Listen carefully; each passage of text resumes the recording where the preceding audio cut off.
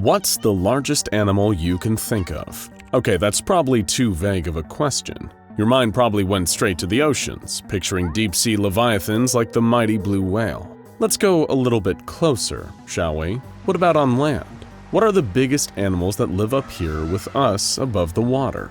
Elephants, maybe? What about rhinos? Then again, hippos are up there too, in the same kind of ballpark, all pretty huge. What about cows? They can grow pretty big, right? Especially with all the crazy growth hormones that meat manufacturers pump into them these days. Well, what if there was something out there bigger than all of those? Imagine it. Some huge beast roaming the wilderness that easily towered above any creature you've ever seen in your life. This thing would be massive, striding across the world, towering above the meager height of a human being. Now, imagine that this thing, whatever it was, wasn't just big, but kept getting bigger. Sure, all of this might sound like the premise for the next Godzilla or Cloverfield movie, but while Big Charlie might not be the king of the monsters, it certainly lives up to that first part of its nickname. Of course, the SCP Foundation calls it SCP-4158. Big Charlie is just the playful nickname that the owners gave it, although none of them are sure who was the first to call the creature by that name. Standing on 4 long legs at 3.4 meters tall when the Foundation first discovered it, SCP-4158 was about 1 3/5 times as tall as famous professional basketball player Shaquille O'Neal. But since then, well, like we said, Big Charlie is getting bigger day by day.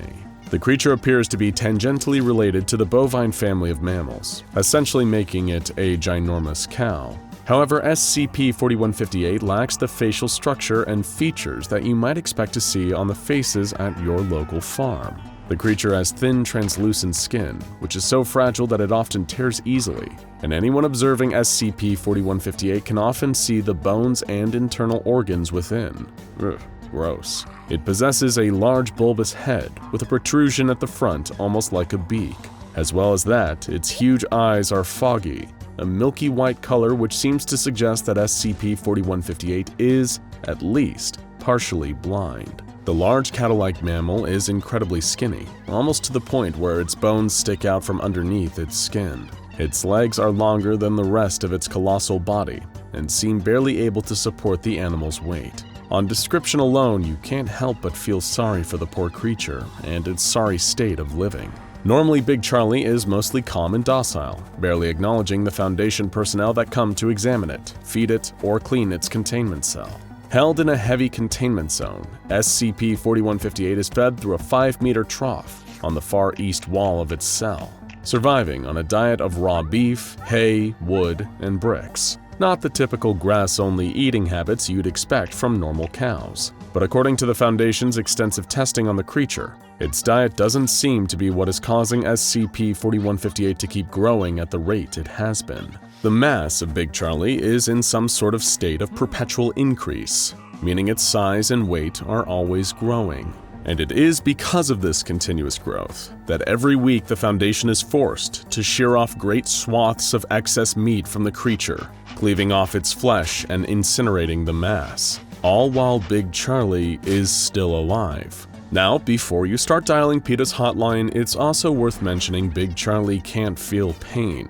What's more, testing has revealed that the meat taken from SCP-4158 is USDA utility-grade beef, the kind that would normally come from older cattle. Utility-grade meat has no fat marbling, so it isn't as tender or as flavorsome as other more premium grades, but would normally be used in canned and processed food products. And despite the Foundation destroying the excess that they cut off of Big Charlie as a precaution, in theory the meat is still good to eat and possesses no anomalous properties. Then again, would you really want to eat a burger made from SCP-4158? I didn't think so. If left unchecked and allowed to grow for longer than a week, SCP-4158 will begin to form new features, limbs, organs, and sometimes even genitals will sprout from random places all over its body. The previous record for Big Charlie's most substantial growth was when he increased to 8.5 meters tall. That's over 3/5 the height of the Hollywood sign and over 1.5 times the average height of a giraffe. At this immense size, Charlie has developed 7 legs, 4 stomachs, 3 tongues, and numerous other extremities before the SCP Foundation cut him back down to size. And we mean they literally cut him back down. So what exactly is this thing? It's like a giant cow, but not actually a cow, even though its flesh is identical to beef. And it's not a destructive, rampaging monster either, showing no hostility towards humans, even when they are shearing its excessive body mass away. Could it be some kind of failed genetic experiment? An attempt to solve hunger by engineering a creature that could not only stay alive, but keep growing after having its meat cut away? If that were true, it would make SCP-4158 a literal cash cow for the meat industry. Well, we've got kind of a funny story about that, actually. Big Charlie was first encountered by the Foundation back in December 2004 in Crewdson, Indiana. A number of calls had been made to the area's local animal control services, with reports of a large cow with mange roaming the nearby Highway 17. 2 officers belonging to the Animal Control Department were sent out to investigate these reports, and what they found was SCP-4158, wandering aimlessly, but unlike any cow they had ever seen. The officers called local police, where a Foundation plant caught wind of what they had found and called in containment specialists. The case was closed after the animal control officers were given amnestics, and a cover story was put in place about a cow with mange that was put down where it had been found. In reality, the SCP Foundation rounded up old Big Charlie and transported it to safety with little resistance from the animal. They were able to trace the creature's origin back to somewhere called Butcher's Block, a nearby slaughterhouse. The manager of the establishment, one Jeff Fine, and a single employee named Barney Mossman were brought in by the Foundation for questioning. Another employee, Rory Gildson, was also retrieved from his home after having called in sick to work that day. Barney Mossman, the first of the Butcher's Block employees to be interviewed, stated that SCP-4158 had been called Big Charlie since long before he had started his job at the slaughterhouse. According to his testimony, he knew nothing about where the creature had actually come from, only that it was fed hay, but would also occasionally eat anything else it could, including other cows. Since joining Butcher's Block 4 years earlier, Mossman had been told not to ask questions or to tell anyone else about SCP-4158. The morning after the huge creature had seemingly escaped, Mr. Fine had apparently angrily accused both Barney and Rory of selling him out and giving Big Charlie away to the competitors of Butcher's Block, even though they were the only slaughterhouse in the area. But Mossman was convinced that neither of them were capable of doing something like that. Rory apparently treated Big Charlie like his own child, and Fine had an even stranger relationship with the creature. Rory Gildson, the other of Fine's employees, was more helpful in shedding light on SCP-4158's origin than Barney had been. Rory explained that he and Jeff Fine had bought a pregnant cow from an unknown person 9 years earlier, considering it to be a steal, a 2 for the price of 1 bargain. However, one day without warning, the calf fell out of its mother. It wasn't born like any ordinary cow, however. According to Gildson, it had ripped through the mother cow's chest and looked disgusting. While Rory and Jeff had initially thought the calf to be dead, they discovered it had tried to get back into the barn after they hauled it outside. Their original intention had been to sell the creature off for scientific study, or failing that, to a freak show. However, after their attempts to sell the calf failed, Jeff and Rory had decided the best course of action would be to put the animal down. They had reasoned that releasing it into the wild could have negatively affected the ecosystem, so instead they took a bolt pistol and pushed it between the creature's eyes, then fired. But nothing happened. Rory tried again, but ended up breaking the gun instead. They slit the animal's throat, but it barely bled. Even butchering it on the spot while it was still alive did nothing. Fine and Gildson reduced the calf to little more than a skeleton, but it simply refused to die. The pair of them packaged the meat they had removed with the rest, hoping no one would notice or ask where it had come from. It was a few days later that Rory realized SCP-4158 was capable of regrowing whatever was cut off of it. He and his boss even tried some, and couldn't tell the difference. They had their hands on a cow that would eat anything put in front of it, and that could produce infinite meat. The Foundation probed Rory Gildson further for more information on the creature, learning that SCP-4158 was sterile and incapable of reproducing, the only one of its kind. Rory argued that the Foundation legally couldn't take Big Charlie away, that the creature was still private property. Little did he realize he was wrong. But he, just like Barney Mossman, also knew nothing about how the animal had escaped in the first place. Finally, Jeff Fine, the owner of the Butcher's Block slaughterhouse, was questioned by the Foundation. He repeated Rory's earlier story about the strange calf that had been born, and how it could regenerate the flesh that was sheared off of it. Fine remarked that he considered it to be a blessing. When asked about his whereabouts on the night SCP-4158 had escaped from Butcher's Block, Jeff admitted that he had been praying, but not to God, to Big Charlie. He had apparently been doing this every night since realizing what the creature could do, viewing the animal as a provider and a savior. I just felt something when I was around him.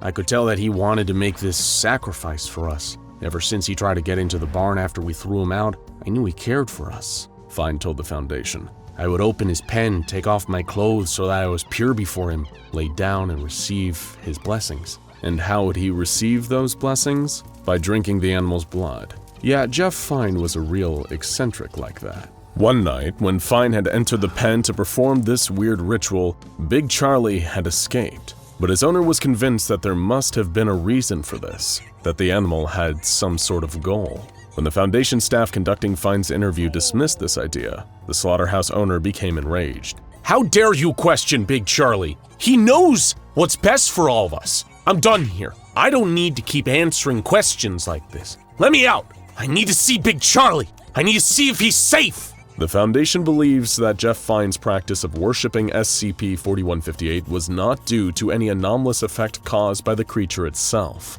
None of the Foundation personnel tasked with feeding, studying, and shearing meat off of Big Charlie have displayed any similar behavior of performing abnormal religious rituals. He really was just a huge weirdo. As for the Butcher's Block slaughterhouse, Fine and the rest of his employees were given amnestics to forget Big Charlie had ever even existed, and the slaughterhouse was closed under the false pretense of a health code violation and its staff being arrested for malpractice. The one question that remains unanswered, however, is the identity of the individual that first sold Jeff Fine the cow that gave birth to SCP-4158. It just goes to show you, though, sometimes you don't know where your food is coming from.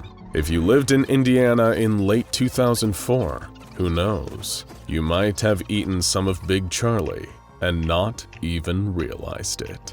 We've covered a lot of SCPs on this channel, but trust us, none of them have quite the bite that this one does. We know you like the more intellectual anomalies, and this will give you plenty to chew on in that regard. While the SCP Foundation wants to keep SCP-5940 a secret, here at SCP Explained, we're gonna give you the tooth, the whole tooth, and nothing but the tooth. Truth. I meant truth. This SCP, thankfully, isn't as existentially threatening as a lot of the other ones we cover, but just because it won't send you on an express trip to the pearly gates doesn't mean it won't wreak havoc on your pearly whites. Open wide and say ah, because today we're getting into an anomaly that affects each and every one of us. Tell us, have you ever felt anxious about your teeth? Ever had that weird dream where all your teeth fall out, or even worse, someone pulls them out? Does the thought of us taking a hammer to your teeth, or them rotting away someday and making you need dentures, make you shudder and cringe? Don't be ashamed. The answer to this question for most people would be a resounding yes. And that's because of humanity's shared psychodental trauma. Don't know what that is? Well, that's fine too. After all, the Foundation has taken pains to hide all of this from you, for fear that even knowing about it might incur further psychodental stress. It's that kind of subtle but constant creeping dread you experience in a dentist's waiting room, knowing it's been too long since the last time you came in, and now you're fully anticipating him saying something like, "Well, it's a real mess in here. I'm afraid we're gonna have to take them all, and I'm gonna charge you double just because they look so unpleasant." If that feels grimly familiar to you, then you know exactly what we're talking about today. The SCP Foundation searched long and hard to find the source of this peculiar collective trauma, which, ironically, is a major factor in people not actually visiting the dentist more often, and has found the source in question to be as ancient as it is strange. To best explain exactly what we're dealing with here, we need to take a trip to the North Pole, though sorry to tell you that today's SCP is not, in fact, Santa's workshop. It's actually the northernmost point of inaccessibility, a part of the world that's nearly impossible to reach, simply by virtue of being the cluster of Arctic ice pack furthest away from any landmass, always moving and shifting. But if through some means you were ever able to make your way up there, you would find an impossibly large pair of maxillary incisors, which in layman's terms is a giant pair of front teeth. So while there may not be Santa's grotto up there, if all you want for Christmas is your 2 front teeth, then buddy, you're in luck. Incidentally, these 2 giant teeth embedded into the ground and dubbed SCP-5940 by the SCP Foundation are connected to the 2 front teeth of every human being on Earth. Think of it as almost a pair of giant voodoo dolls, but their effects on each individual human are relatively mild. That's because the effects are actually distributed across all humans, and the more humans there are, the less damage to the enormous pair of teeth will affect each of us. The problem is humans have 8 incisors. They're the 2 sets of 4 front teeth on the upper and lower jaw, and this pair of teeth covers only 2 of them. What about the rest? Well, next on our roster is SCP-5940-2. Let's join intrepid scientist and explorer Dr. John E. Namel, who has no affiliation with the SCP Foundation, on his quest to find them. Dr. Namel and his small team brave brutal colds and obscene treks through ice and snow to finally discover this grand creation near the southern pole of inaccessibility, the point of Antarctica furthest away from the Southern Ocean. When he and his men finally arrived, they gazed upon the incredible pair of teeth in awe, a mighty set of mandibular central incisors, otherwise known as the front teeth on the bottom jaw. The Foundation believes that the only way to truly solve the problems that SCP-5940 poses is to remove the various teeth from the areas where they're currently lodged. However, the Foundation doesn't yet possess the technology or resources to properly dislodge any of these behemoths. However, the psychic anticipation of the impending tooth removal has caused the psychodental trauma of people all over the world to skyrocket in the meantime. In a sense, it's like the entire world is sitting outside the dentist's office, waiting for a prognosis and hoping that when the dentist pulls out their pair of surgical pliers, they at least have the decency to give us a hit of the laughing gas first. However, the Foundation has discovered an interesting fact in the meantime. The effects of the teeth on the global population can be slightly mitigated by enacting certain forms of concussive trauma on them. And to perform this act for the greater good of the Earth's psychodental condition, Dr. John E. Namel and those accompanying him made the ultimate sacrifice. Knowing on a subconscious level what they must do, they began to turn their equipment into a kind of makeshift diving board above the giant incisors. Once the board was complete, the adventurers each took turns jumping off of it, gaining speed as they rocketed down towards the teeth below. As each of them hit the sharp upper edges of the teeth, they were cut in half, leaving a smear of red against the shining white calcium. The 2 halves of their bisected bodies fell down into the piles of frozen bones on either side of the teeth space, all that remained of prior brave heroes who'd made their final pilgrimage to the site of SCP-5940. While none of these various expeditions were in any way officially related to the SCP Foundation, the Foundation nonetheless extended honorary Foundation stats of merit to those who decided to take the plunge for the collective psychodental health of their fellow man. For SCP-5940-3, we have to go deeper. Literally, it's at the bottom of the ocean. Namely, it sits below Point Nemo, also known as the Oceanic Point of Inaccessibility, the furthest point away from land in the entire world's oceans. This next absurd pair of teeth, some mandibular lateral incisors, lurk below the churning ocean waves like well, there's nothing really like a giant pair of underwater teeth, is there? Thankfully, the position of these teeth have been serendipitous. Not only does their remoteness make them much harder for civilians to just stumble upon, but Point Nemo has always been a popular spacecraft graveyard. This means that during tests and sometimes even actual missions, the return trips are often piloted towards Point Nemo to prevent the risk of any errant spacecraft pieces from landing in populated areas and causing damage or death. Remember we mentioned earlier that the Foundation encourages repeated concussive attacks against the teeth to ward off their psychodental effects? Here, the pieces of spacecraft blasting into the water towards them fulfill that role. At the latest measurement, 126 of the 263 spacecraft ditched at this pole since 1971 had successfully collided with this particular pair of teeth, giving them perhaps the weakest output of psychodental trauma of any of the SCP-5940 instances. And while the furthest point in the ocean from any major land masses may seem about as remote as it gets, the last instance of SCP-5940 easily blows it out of the water. Well, not literally. But if it did, that would be a wonderful example of a problem taking care of itself, wouldn't it? The last instance of SCP-5940, SCP-5940-4, a pair of maxillary lateral incisors, live on the dark side of the moon.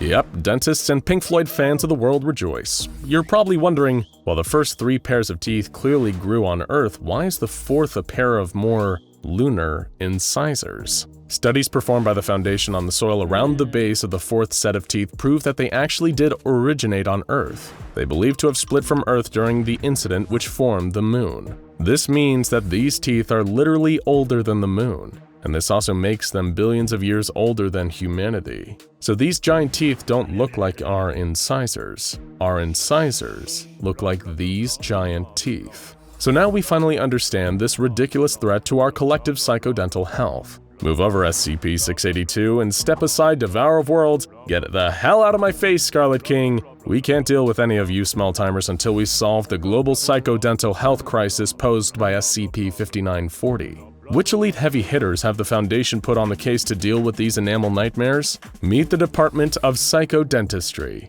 a joint venture formed from the collaboration of the Psionics Division, a task force that specializes in psyche SCPs, the Department of Memetics, and most importantly of all, the Dentistry Division. You may be thinking, why does the SCP Foundation even need a Dentistry Division? That seems like a waste of time and resources. And if you're thinking that, you're not only wrong, you probably have horrible teeth. The Dentistry Division is the first and last line of defense that the Foundation has against a plethora of toothy anomalies, like SCP-5852, a strange phenomenon that causes human teeth to grow out of the bodies of cicadas, or SCP-2450, a condition that causes hyperdontia, the excessive development of teeth all over the bodies of mammalian creatures, with the infection being spread, appropriately, through bites. And, of course, SCP-478, a predatory moth-like creature that enters the bodies of victims under the age of 25 and attaches itself to the soft palate in the upper nasal cavity. From there, it would promote the unchecked growth of teeth on the soft palate of the victim, but that's just where it starts. Teeth develop all throughout the mouth, nasal cavity, esophagus, and even the interior of the stomach, where the digestion of the teeth leads to excruciating pain. Next time your entire body is filling up with teeth due to SCP-478, you'll really regret underestimating the value of the humble Dentistry Division. So, what does the new Department of Psychodentistry propose to do with SCP-5940, the ultimate in tooth-based anomalies? Thankfully, they have a plan that will unfold over the next 79 years, known as the Absolute Tooth Field, in all uppercase letters. It's a 3-pronged plan that's sure to fully neutralize this dental menace. You see, there's one thing we haven't told you. The psionic relationship between SCP-5940 and the incisors of all of humanity isn't one way. While the giant teeth and what happens to them can affect our teeth, what happens to our teeth can also affect the nature of SCP-5940. And that little fact is the key to the Absolute Tooth Field plan. The first part of the plan involves using memetics to make humans shun birth control globally, accelerating population growth to 4.2% per year for the next 79 years. This will lead to a population of 200 billion humans by the year 2100. The second part will be using memetics to encourage every human to somehow mechanically remove all of their incisors. And the third part will be the most complicated of all, trying to get all these 200 billion humans to remove the same incisors at the same time. The Department of Psychodentistry estimates that this will create the sufficient psychic force to finally pull the various SCP-5940 instances from their moorings, and thus healing humanity's collective psychodental trauma. It is a brilliant plan to take out a dangerous anomaly, and surely 1,600 billion human incisors is a small price to pay. You're driving down a long highway, lost in an area you don't know too well, trying to find the right turn that'll have you heading back towards your home. You keep driving, the nighttime quiet all around you. Deciding to try and break that silence, you reach for the radio, turning the dial to filter through all the garbled, distorted voices and songs from nearby local radio stations that are too far out of range to come through clearly. You try your best to listen to the music from one radio station, but eventually the sound of the static only makes you wish for the silence you were trying to break. Your fingers nudge the tuning dial on your car radio once again, and finally, something comes through. It isn't loud or clear, but under the distortion, you can make out the sound, and it isn't a song or even a late news broadcast. The first thing you hear sounds like a short musical tone, only for about 10 seconds. Next, a young girl's voice speaking in a language you don't understand, even through the distorted audio. From her accent, you assume it's Russian, but you still have no idea what the words she's saying mean. With nothing else to listen to, you let the broadcast play. Still driving alone in the dark with nothing but the strange adolescent voice to accompany you, your mind begins to wander. She sounds like she's speaking something, but the rhythm of the words is somehow familiar to you, even though you don't speak Russian. Then it hits you. She's counting, but you don't feel smart for having worked that out. Instead, something about knowing that makes your blood run cold. You carry on driving through the night. After a few short minutes, the Russian girl stops counting, and the musical tone plays again under the distortion, leaving you alone in the car once again, with nothing but your thoughts and questions of what exactly you just heard. Thankfully, we have the answer. What you heard was SCP-3034. Since 1964, this same broadcast has been made a vast number of times, 627 times in fact. You'd have to be within 2 kilometers of the broadcast's point of origin to hear it, where Foundation personnel have tried and failed numerous times to triangulate its source. The numbers heard recited in the SCP-3034 broadcast are actually a countdown from 200, read aloud in Russian. All Foundation staff are able to do while stationed at the nearby Provisional Site 3034 is scour radio frequencies for occurrences of SCP-3034. Checking their equipment is properly maintained and calibrated before they are eventually rotated off-site and replaced with a new group of staff. There is only one rule that any Foundation members working at Provisional Site 3034 must follow. They are only permitted to send one radio transmission with their equipment, a single phrase in reply to the SCP-3034 broadcast. Vizyo Harashu. Receiving this, the countdown stops and the broadcast ends, but never permanently. SCP-3034 has been known to repeatedly occur, seemingly at random.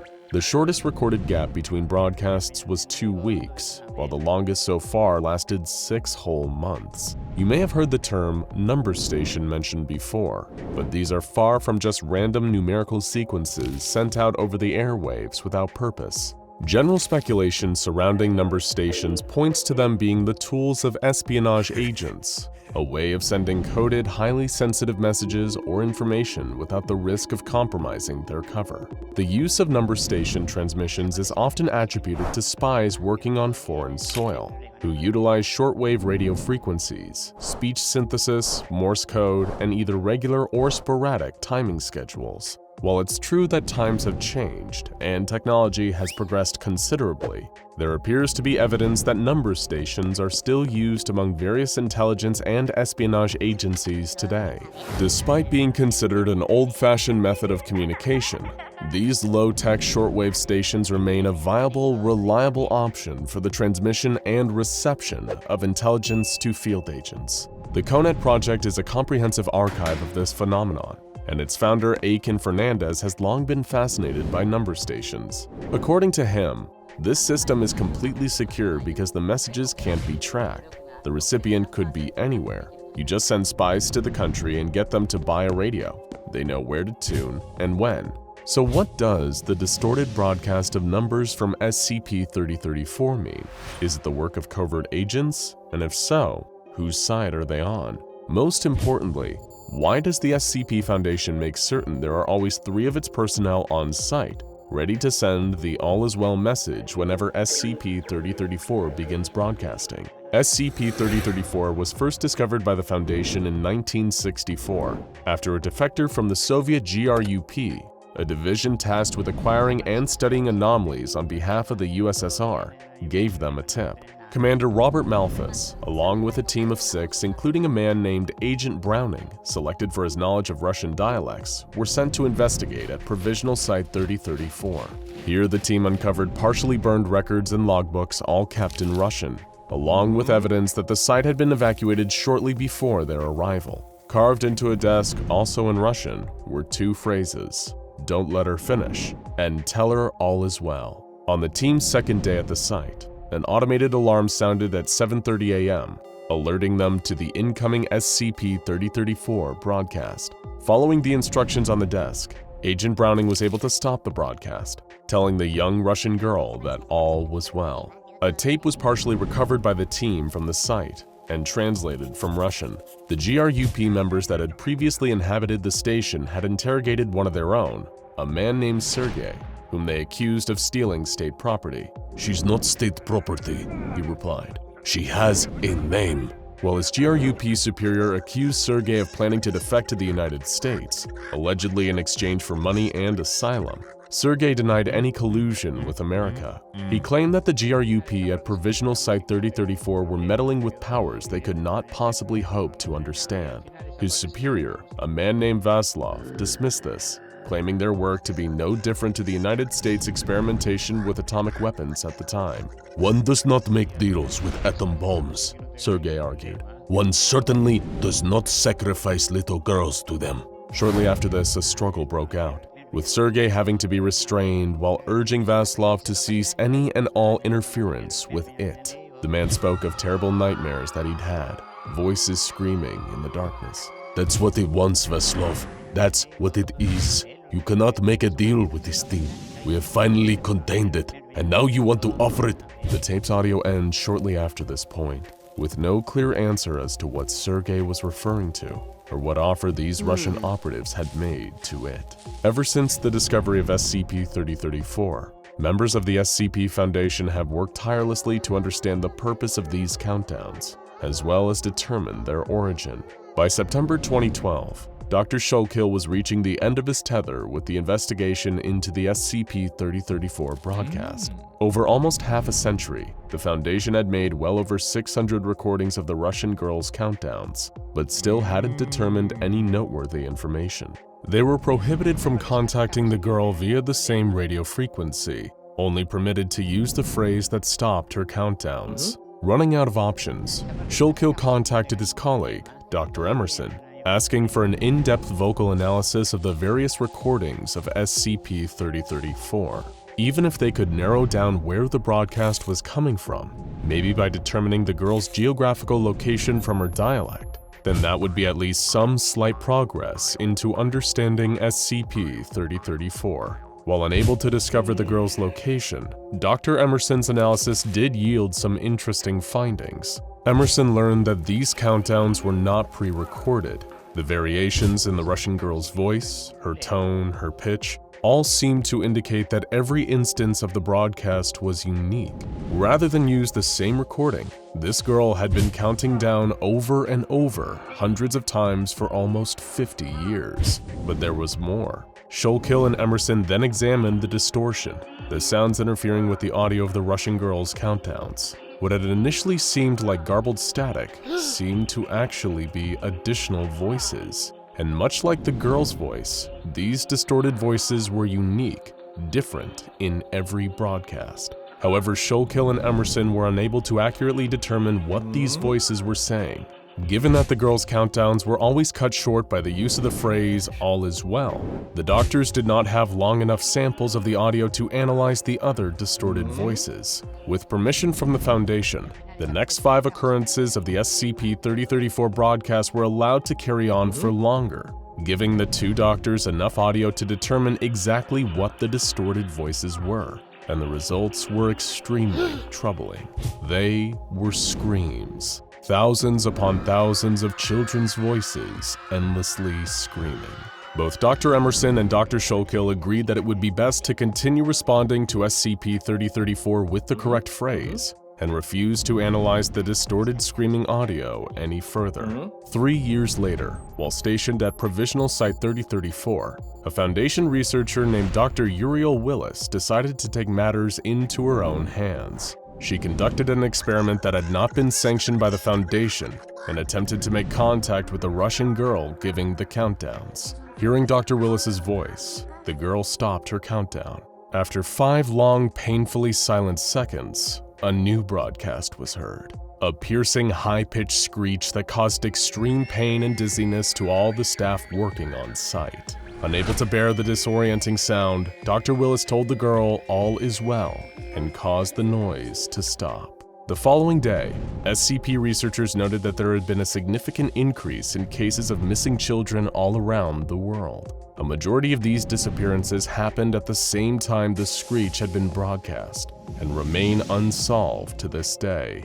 Dr. Willis faced disciplinary action from the SCP Foundation, and any further testing of SCP-3034 and attempts to communicate with the Russian girl were prohibited. Only one distinct change has been noted in the SCP-3034 broadcast since this incident. Almost a month later, the countdown was detected in the correct phrase given, but researchers noted that, instead of starting her countdown from 200, this time the Russian girl began counting down from 199. Nobody knows what will happen if the Russian girl's countdown is allowed to reach 0. Personnel working at Provisional Site 3034 are told to always offer her the necessary phrase before this point in the countdown. Attempting to interfere with the broadcast by contacting this girl directly not only resulted in intense pain for SCP's staff, but also seems to have caused an unconfirmed number of child disappearances around the globe, as well as reducing the countdown starting number from 200 to 199. After a long night on the road, you finally find the right turn, sending you in the right direction. As you drive through the night, you keep telling yourself one thing, one small phrase over and over again. You hope the words will eventually give you comfort, but deep down you start to realize just how hollow they are. That it's just a lie we tell ourselves so we don't have to face the inevitable. But still, what choice do you have but to keep telling yourself that all is well? There are many things in this world that we do not and perhaps cannot understand. The SCP Foundation dedicates itself to researching and containing these things, but even they occasionally encounter something that defies any kind of true understanding. The unknown is terrifying to the average person. But for an organization that specializes in knowing the unknowable, a mystery that refuses to be understood can be downright nightmarish. A Foundation expedition team lost contact with their command while on a mission in the northern Ural Mountains of Russia. After 6 hours of silence, radio contact was reestablished, though video feed continued to be disabled. A lone agent, Dr. Fellenstein, called out desperately over the radio waves, begging for someone, anyone, to answer him. Command responded, requesting a status update on the rest of his crew. At first, they were met only with the wet, hollow sound of Fellenstein weeping. Finally, he explained that they were all dead, and that he was the only man left standing. Something got to him, he said of fellow Agent Myers. It was long, slippery. I saw a grown man pulled into a tiny hole. He began to hyperventilate, his descriptions becoming less and less coherent. Command offered to send reinforcements to collect the survivor, but he begged them not to. He was beyond saving at this point, describing himself as nothing but a walking corpse. After slipping into a crevice, Fellenstein had broken his ankle and torn a hole in his hazmat suit. Command honored his insistence that no reinforcements be sent in, but encouraged him to try and pull himself back to the surface and retrieve additional data. Even if he was doomed, he could still provide valuable information on the threat he encountered. While Fellenstein attempted to free himself from the crevice, he slipped deeper into the crack in the ground. Pushing through his fear of being crushed to death, he tried again. Fighting against the burning of the toxic air in his lungs and the straining of his muscles, he finally pulled himself to freedom. Then he took in his surroundings. He was at the edge of a chasm, so deep he could not see the bottom. He posited that he was somewhere underneath or inside of a mountain. There was a putrid smell in the air, burning his eyes, his skin, everything.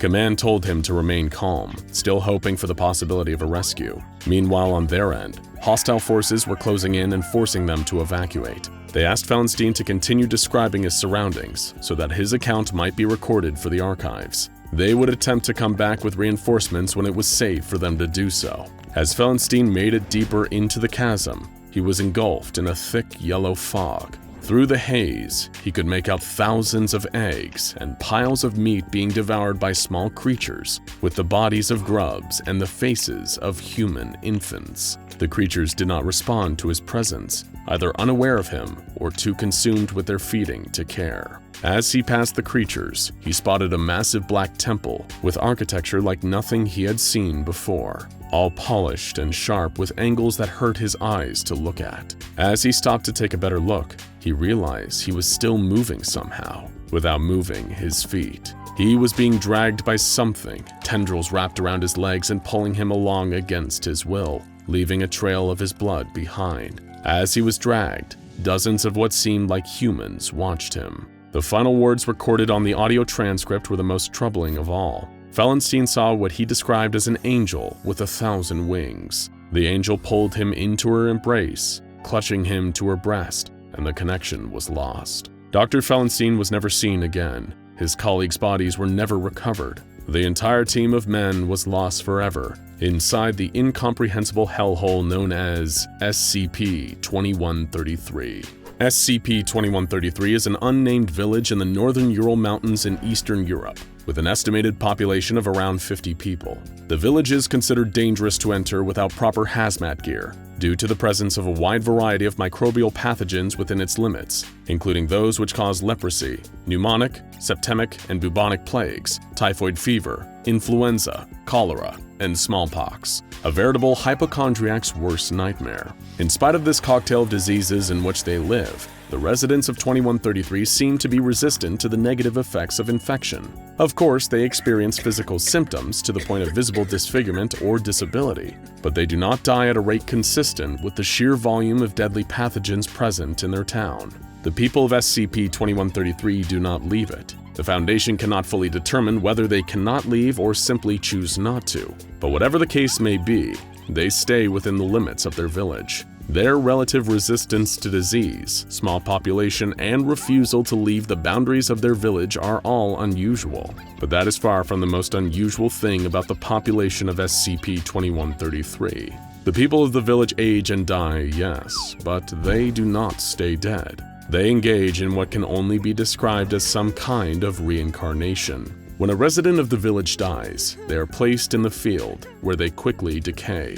On the night of the first new moon, a newborn infant is pulled from the soil where the decaying body once lay. The reborn version of each person looks like their previous self and carries all of the memories they had in their previous life. The Foundation performed extensive soil tests on the field where this curious rebirth takes place, and found that the soil there contains high levels of embryonic fluid. Beyond the presence of this fluid in the earth, it is unknown how exactly this reincarnation process works. The residents of the village, known as SCP-2133-1, speak an Old Russian dialect and occasionally agree to be interviewed by Foundation staff fluent in this dialect. Though they will sit for interviews and chat with Foundation personnel, they are secretive about their lives, their history, and the culture of their little village. The first resident to be successfully interviewed was an elderly man named Aristakach, who was missing his left arm and had necrosis on most of his visible skin. The interview was conducted by Dr. Judith Lowe, one of the head researchers on the case. She asked the man how far back he was able to remember, and he recounted a time of czars and khans. When Dr. Lowe pressed the man about the rebirth that his people practice, he responded that it was the Church of the Red Harvest. We serve until the end. That is the terms of our agreement. Dr. Lowe asked him why he and the rest of his people would continue to live their lives this way when it caused them such obvious suffering. He explained simply, there is no choice. The land calls, we answer. She continued to push the issue, inquiring about how this all began so many years ago. He explained that a priestess came to the valley many lifetimes ago. She offered the people paradise in exchange for their servitude. However, as the years passed, the people became more and more exhausted. They feared they had failed somehow and were being punished. Aristakach became visibly upset at this point in the interview, but continued to insist the Church of the Red Harvest is truth. There is no other. The second interview was conducted again by Dr. Judith Lowe, who spoke with Anya, a young girl who appeared to be between the ages of 6 and 8. Lowe greeted the girl and attempted to ask her the first question, but Anya simply said, "You don't belong here. Leave." Lowe brushed this off and offered the girl medical assistance, but was rebuffed again. "You are not of the Covenant. You will never understand." Dr. Lowe asked Anya to elaborate on the nature of this covenant, and her explanation was similar to that of the previous interviewee. There was an agreement made a long time ago, and now the people of the village would serve until the end of time. Again, she insisted that the Foundation should leave and did not belong in the town. Finally irritated with the questions, Anya had only this to say about the church. The church was here long before the village, a church of stone beneath the earth. It is sacred. A church of wood was built atop it for the hearsay of the cross before we embrace the true faith. The Karcist Alka will enlighten you. You are only alive because she has chosen to let you live. Hearing the word Karcist probably gives you some indication as to what's really going on here. If the disease, corruption, and mutation of the flesh didn't give you enough of a clue, this horror is Sarkic through and through. Dr. Lowe's final question was a seemingly easy one. Does the village have a name? As soon as the words left Dr. Lowe's lips, Anya began to vomit up a thick black substance, ending the interview. Instances of SCP-2133-1 are largely apathetic towards Foundation agents, unless they get in the way of their routine. The agents are allowed to go inside any of the buildings in the village, with one notable exception: the Church of the Red Harvest. Any attempts to learn more about the church or enter its walls are met with refusal to explain, or in some cases, outright hostility. Though the villagers are largely peaceful toward the Foundation, they are not the only entity living in SCP-2133. Throughout the village, there are instances of something known as SCP-2133-2. These organic structures, which have the appearance of dark red tentacles, display overt hostility towards outsiders and will attack any that get too close. They are especially aggressive to any outsiders that attempt to enter the church. Tissue samples were taken from the tentacles for observation, and they were found, horrifyingly enough, to genetically resemble tissue samples from humans. After the interview with Anya, the Foundation research team determined that entering the church was of the utmost importance. Mobile Task Force Beta-7 was dispatched for this mission, and after the residents of the town were restrained, a team of 12 operatives was sent in. They were armed with radios, video recorders, hazmat suits, and air tanks. As they attempted to enter the church, the tentacles attacked, but were subdued with flamethrowers. Apparently, like most living things, they are not immune to fire. Inside the church, the research team found small idols crafted from bone and leather, and a few others made from tumors hanging from iron hooks on the ceiling. At the building center was an entrance to a system of caves and caverns beneath the village, stretching beyond its borders into the mountains. Several previously unseen organisms, designated only as SCP-2133-3, were discovered inside. One was terminated and taken back to the Foundation for an autopsy. The creature was humanoid in nature, with swollen organs and flesh, and an overgrowth of bone and fatty tissue. After the autopsy, the team of operatives refreshed their air tanks and headed back into the village to continue their research. About 50 minutes into their expedition, all contact was lost out of nowhere. 6 hours later, Dr. Fellenstein would make his infamous radio contact, and the nightmare would unfold from there. Currently, SCP-2133 is easily contained. A secure perimeter is maintained at the 10-kilometer radius around the town, preventing any civilians from making their way inside. There are guards positioned along the perimeter under the guise of a Russian military base. In spite of the horrifying nature of SCP-2133, the villagers do not seem to pose an immediate threat to anyone. They simply want to be left alone, to till the fields and attend their church, in an endless cycle of winters and summers as they wait for the end to come, as they hope that finally their agreement will be honored and that they will find peace.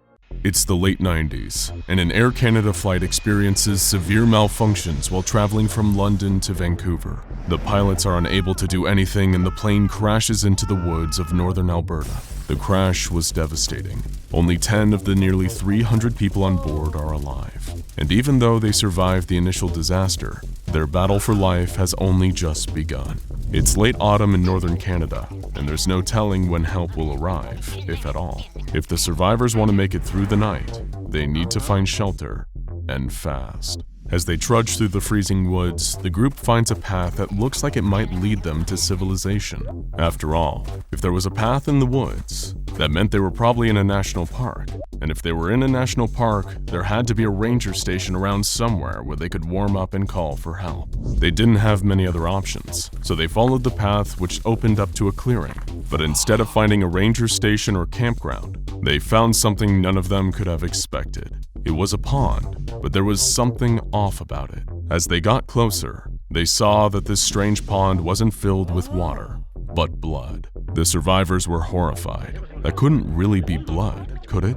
It must have been a weird algae or chemical reaction. But one member of the group, a man named Thomas Dean, who had been on his way back to his hometown of Prince George, British Columbia, thought there was something strangely familiar about this. He remembered being a boy and going to visit family in Alberta, and hearing an urban legend from the older local kids. According to the stories, somewhere out in the wilderness, in the northern part of the province, there was a pond full of human blood. And what made it even worse was that some said the pond was a gateway to hell. The SCP Foundation was also aware of this legend and had been trying to pinpoint the exact source of it for decades prior to the Air Canada crash. They would finally receive definite confirmation of the blood pond when Foundation personnel intercepted a radio transmission from a ranger station located within the Wood Buffalo National Park. It was the survivors of the crash who had managed to make it through the night, and they were about to be escorted out of the park by rangers. The Foundation mobilized quickly to cordon off the pond, as at the time they were unsure of what potentially harmful properties the pond might have had. They set up Watch Station Epsilon 38 and put staff on guard to deter travelers from the area. The pond was given the designation of SCP-354 and classed as Euclid. Foundation scientists made a number of interesting discoveries about SCP-354 when they collected samples for testing. First, the pond was not in fact full of blood, merely an inorganic liquid that closely resembles blood in color and consistency. Second, and even stranger than the red liquid, is that the pond doesn't seem to have any definite banks or a bottom. Instead, the liquid in the pond increases in density as the radius away from the center increases. The liquid congeals at the edges, becoming more solid and blending into the surrounding soil. It also becomes thicker as one descends deeper into the pool, and the bottom of the pond has not yet been reached, if it even exists. Initially, the Foundation found no signs of life within the blood pond, but that would all change at 2:03 p.m. on the day following the opening of Watch Station Epsilon 38. When the science team noticed an unusual level of activity on the pond's surface. Security footage feeds showed a shape rising out of the pond, followed by a deafening shriek. After that, the feed was cut and Foundation lost all communication with Watch Station Epsilon 38. Fearing the worst, a mobile task force was dispatched to the location. When they got there, all personnel at the Watch Station had been killed by what could only be described as a gigantic bat. The task force was able to neutralize the entity, and as soon as they could, the Foundation moved in to increase security around the SCP, creating Area 354 and installing a permanent security detail. After this point, the pond started to regularly spit out a variety of monstrous entities, almost as if it was reacting to the SCP Foundation's increased security measures. After SCP-354-1, the giant bat, came SCP-354-2. 354-2 was an echidna-like monster the size of a bear that was virtually bulletproof but unable to escape Area 354. The Foundation neutralized this anomaly with napalm. SCP-354-3 was a floating black sphere capable of firing deadly beams of concentrated energy. The area's head scientist was able to hit it with a sledgehammer, causing the sphere to malfunction and self-destruct before it was able to escape the area. The Foundation wasn't as lucky with SCP-354-4. This creature was a reptilian humanoid that stood roughly 15 feet tall and was unable to be put down with gunfire. This was the first creature from the pond to successfully escape containment and was only able to be neutralized when the Foundation sent in Mobile Task Force Omega-7, also known as Pandora's Box. The data on pond incursions is partially corrupted, so a complete list of creatures is not available. But some of the other monsters that came out of the blood pond include a killer robot, a set of gigantic tentacles that drag several D-Class personnel into the pond, a pair of panther-like creatures, one made of ice and the other of magma, that ignored Foundation staff and instead fought each other, and one seemingly normal human man who was executed as soon as he emerged from the pond. Tests on his body revealed that he was, in fact, totally normal and would have posed no threat. These anomalies came out of the pond at fairly regular intervals for several months, before the pond went silent for an unprecedented 22 months. The head scientist at the time noted, "I suspect this means one of two things. Either the red pool has died or powered down, or whatever the correct term for it is, or is charging up for something big to come through. O5 believes the former is the most likely explanation, and has recalled 30% of our total personnel and cut 25% of our funding. While I can only hope that they are correct, if the latter situation is true, we're soon to face some terrible monstrosity and we won't have anywhere near the force necessary to deal with it. I worry for all of our safety." His words would prove eerily prophetic following the events of Exploratory Mission 354 Alpha. The Foundation's research and development team built a specialized craft to explore the pond. Because of the strange properties of the pond's density, the craft was essentially made to be both a submarine, for parts of the pond where the contents were liquid, and a drill, for when the liquid congealed into a semi-solid towards the bottom. The exploration team consisted of Agent Swanson, Agent Turquoise, Agent 86, Dr. J. MacArthur, Chris Simmons, Leroy Tucker, and a pilot named Martin. With the team assembled, the ship was sent down into the pond. Nothing eventful happened for the first 2 days of the mission, but at 4:30 a.m. on the third day, gravity suddenly reversed for the crew of the ship. This seemed to indicate that they were approaching the halfway point, though what would be on the other side, nobody could say. On the fourth day, the ship surfaced, proving definitely that the pond was in fact some sort of portal. The crew looked out of the portholes to see the darkness of night above them. While sensors outside the ship detected nothing harmful in the atmosphere around them, the crew were wary of exiting the craft. The other side of the pond was nothing like the world the crew knew. For one thing, the night lasted for 28 hours before dawn came, and when the sun finally rose, it was much larger and redder than the Earth's sun. Under the light of the strange red star, the crew could see that the pond on this side was massive compared to what they've come into, more like a large lake. Surrounding the lake was sand and rocks that were covered in a kind of moss that disappeared under sunlight and regrew during the night. The team left the ship and started to explore. During their time in this strange world, they found that the day lasted just a few hours shorter than the night, meaning that whatever planet they were on had a roughly 43-hour-long rotation as opposed to our own planet's 24. The team found a number of anomalous elements on their expedition, including razor-sharp grass that can puncture skin and streams of liquid carbon dioxide. They heard some loud roars in the distance once or twice, but other than that, the planet was eerily silent, with seemingly no animal life and not even wind.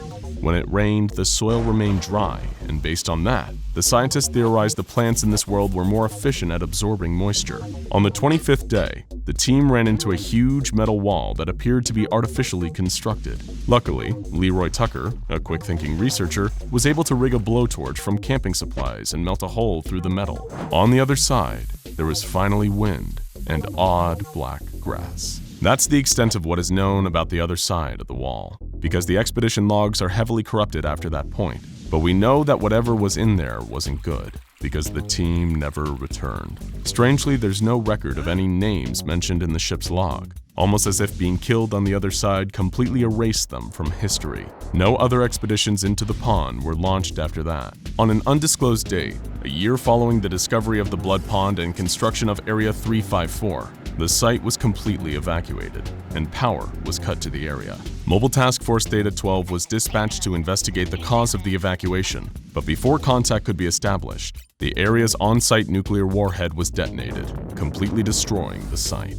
MTF Data 12 was then attacked by a convoy made up of D-Class and other low-ranking staff who had evacuated Area 354. It was apparent that there had been some kind of mutiny within the site, and that a dissolution of the chain of command had led to its evacuation and destruction. The convoy totally annihilated MTF Data 12, and no further contact with the former personnel of Area 354 has been made since. Following the site's detonation, a new site was constructed called simply the Red Pool Containment Site. Unlike the previous facility, which focused on research and neutralization, the new site is entirely concerned with containment. The shift in directive came as a response to the pond's apparent reactive nature nature.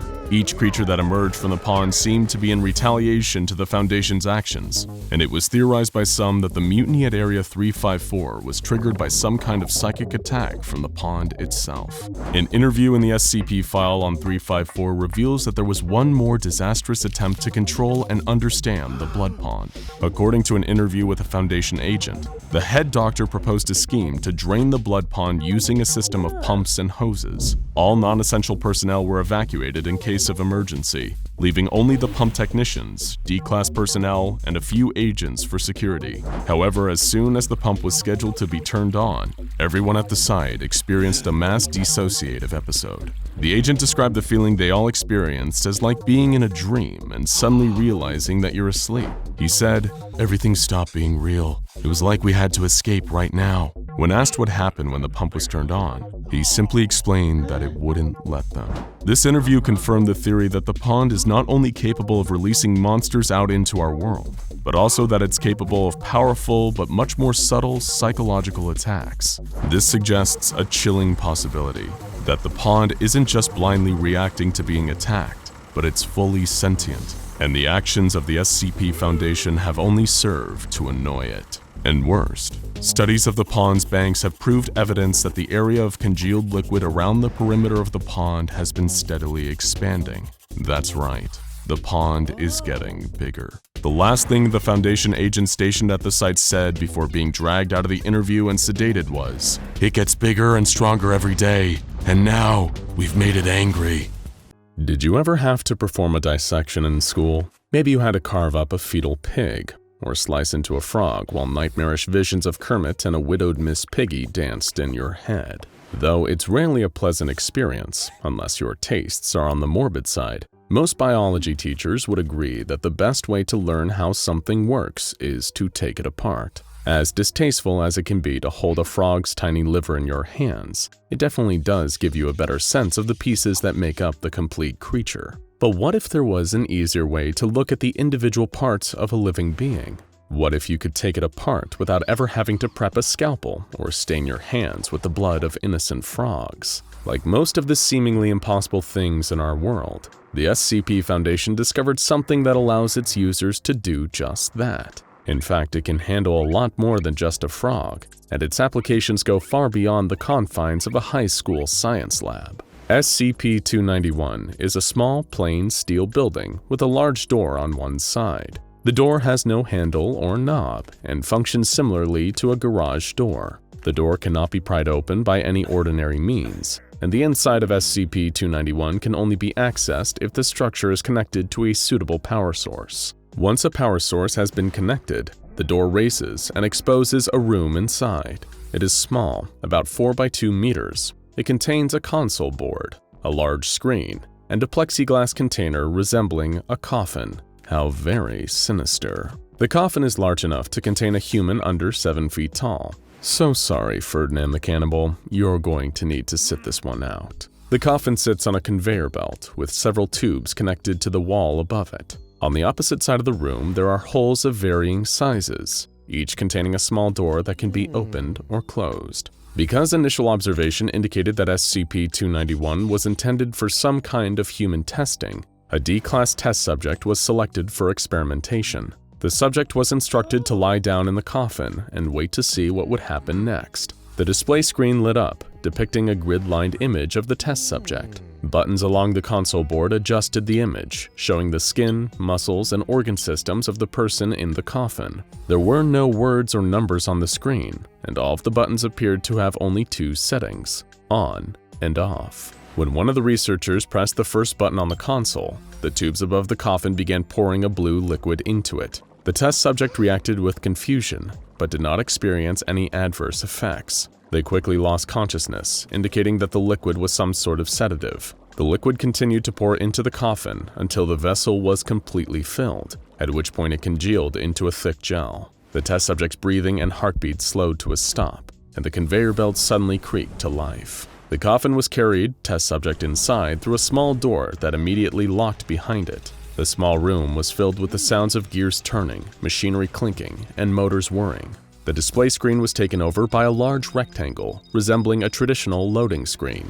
After 30 minutes, the process was complete, and the back door of the room unlocked itself. When the researcher walked through the back door, they found another room with a conveyor belt and a row of 24 lockers. Each locker was opened, one at a time, and its contents removed for examination. Inside each, the research team found a different portion of the test subject's body, in a block of some unidentified clear substance. The body was divided in the lockers into these separate parts: brain, lungs and diaphragm, heart, digestive system, reproductive organs, left eye, right eye, upper left torso and arm, upper right torso and arm, lower left torso and upper leg, lower right torso and upper leg, lower left leg and foot, lower right leg and foot, lower left arm and hand, lower right arm and hand, neck and head, upper skeletal system, lower skeletal system, lymphatic and circulatory system, and skin.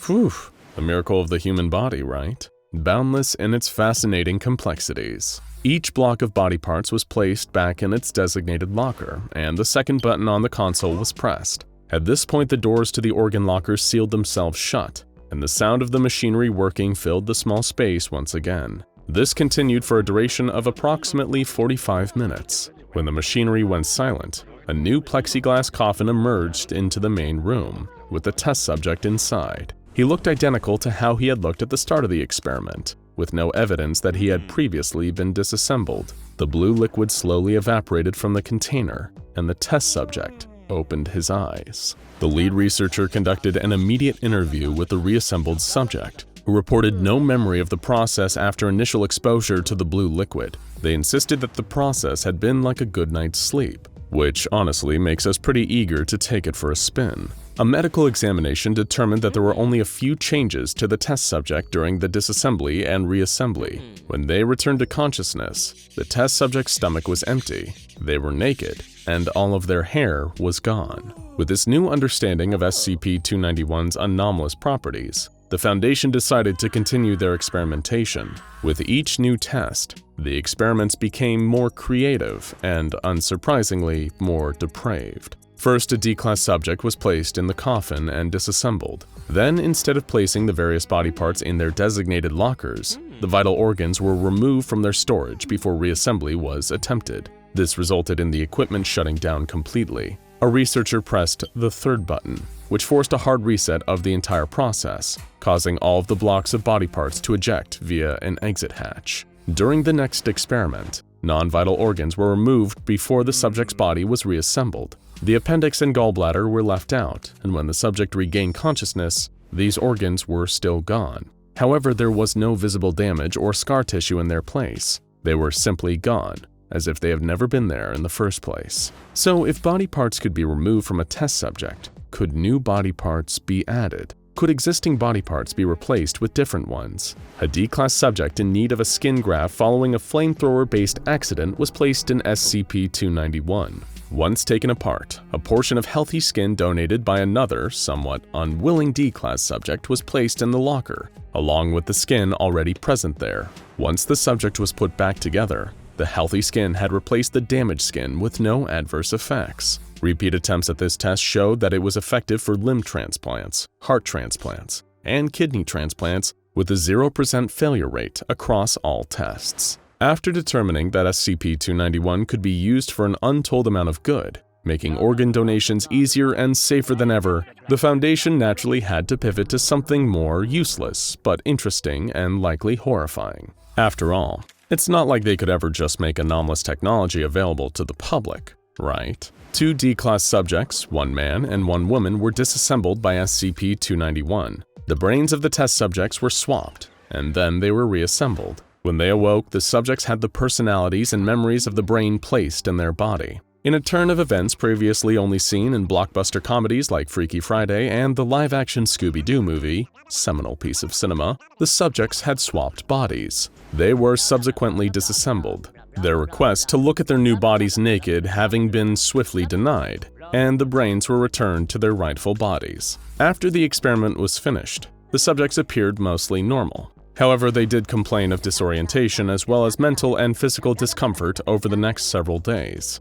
After going through 2 brain transplants in 1 day, though, that's really the least you can expect. After perfecting the practice of swapping body parts between different human subjects, the ghoulishly curious research team decided to take things in an interspecies direction. A variety of test subjects, including cats, dogs, lizards, fish, mice, and, of course, humans, were selected for this next round of experiments. 20 tests were performed using these new subjects, and only 3 of the experiments were successful in transferring body parts from an animal of one species to another animal of a different one. Attempts to swap body parts between mammals and reptiles or fish proved disastrous. When a fish and a human were both disassembled and the fish's gills were placed with the human's body parts, neither creature survived the reassembly process. The human awoke with a new set of gills embedded in their neck and immediately began gasping for the oxygen they could not take in. Within minutes, they had suffocated. The fish's fate was even worse. It did not reassemble so much as it became a pile of goo, scales, and 2 floating eyeballs.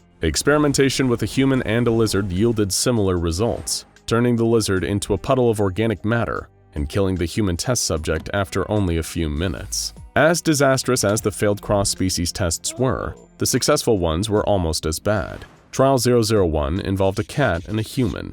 Not wanting to attempt too much at once, the research team opted to just swap out one organ, the left eye. Both subjects survived the transfer and were able to use their new eye. The human subject reported full use of the cat's eye, with improved night vision in addition to trouble seeing color. The cat did not enjoy its new eye nearly as much as the human subject, and had clawed its human eye out of its head by the end of the following week. In Trial 007, a successful brain transfer was performed between an adult human man and an English Mastiff. The man in the Mastiff's body expressed discomfort with walking on all fours and asked to be returned to his body as soon as possible. The Mastiff in the man's body adjusted to bipedal locomotion in a few hours, but was disassembled after urinating on a researcher's shoes. The final successful trial, and the most unnerving, was Trial 016. A female D-class test subject's reproductive organs were swapped with those of a pregnant Labrador retriever. An ultrasound conducted after the transfer indicated that the Labrador fetuses survived the procedure and could conceivably be carried to term by the human subject. Several members of the research team began to take bets on whether or not she would end up giving birth to puppies, but the transfer was reversed within the day, so we'll never know what exactly would have happened. Perhaps that's for the best. Personally, we hope the Foundation's Ethics Committee gives some of these scientists a very stern talking to about their behavior on this one. When not in use for testing, SCP-291 is to be disconnected from any power sources. At least 2 personnel are positioned outside of its containment at all times, standing guard, and these personnel must be swapped out every week. When it is not connected to any power sources, SCP-291 is considered harmless, though it should still be treated with caution. The main entryway remains closed and locked when there is no available power source, but the door can be opened manually from the inside in the event of an emergency. Any disassembled organisms are stored in a locker in the containment facility, labeled with a Sharpie marker in order to keep track of what specimens are stored there. Whether this is the same Sharpie used to label food in the break room fridge is unknown, but just like Dr. DiRamirio's ham sandwich, it's best to leave these items untouched. Any personnel found to be responsible for missing specimens will be transferred to another project and receive a strongly worded email. Do you like scary movies? If you're a fan of horror, there have probably been quite a few times where you found yourself yelling at the movie screen, "Don't go up to the attic. Don't split up. Don't check out the noise in the basement. Run out the front door." You know the characters can't hear you, but when the story is engaging enough to make you care about their well-being, you can't help but try and give them a hand. After all, you'd want someone to save you from a machete-wielding maniac stalking through a summer camp you took up your new counselor job at. If someone was watching you hide in the closet, listening for a masked killer's footsteps with a kitchen knife in your hand, you'd want them to give you a heads up when the killer was getting ready to chop through the door with an axe. Of course, the characters in your favorite movies never listen, because, you know, that's how movies work. But in 1985, a young man returned a VHS tape entitled Return of the Suburb Slasher to his local video store with a peculiar complaint. The main character of the movie stopped mid-action to look at the camera and beg for his help.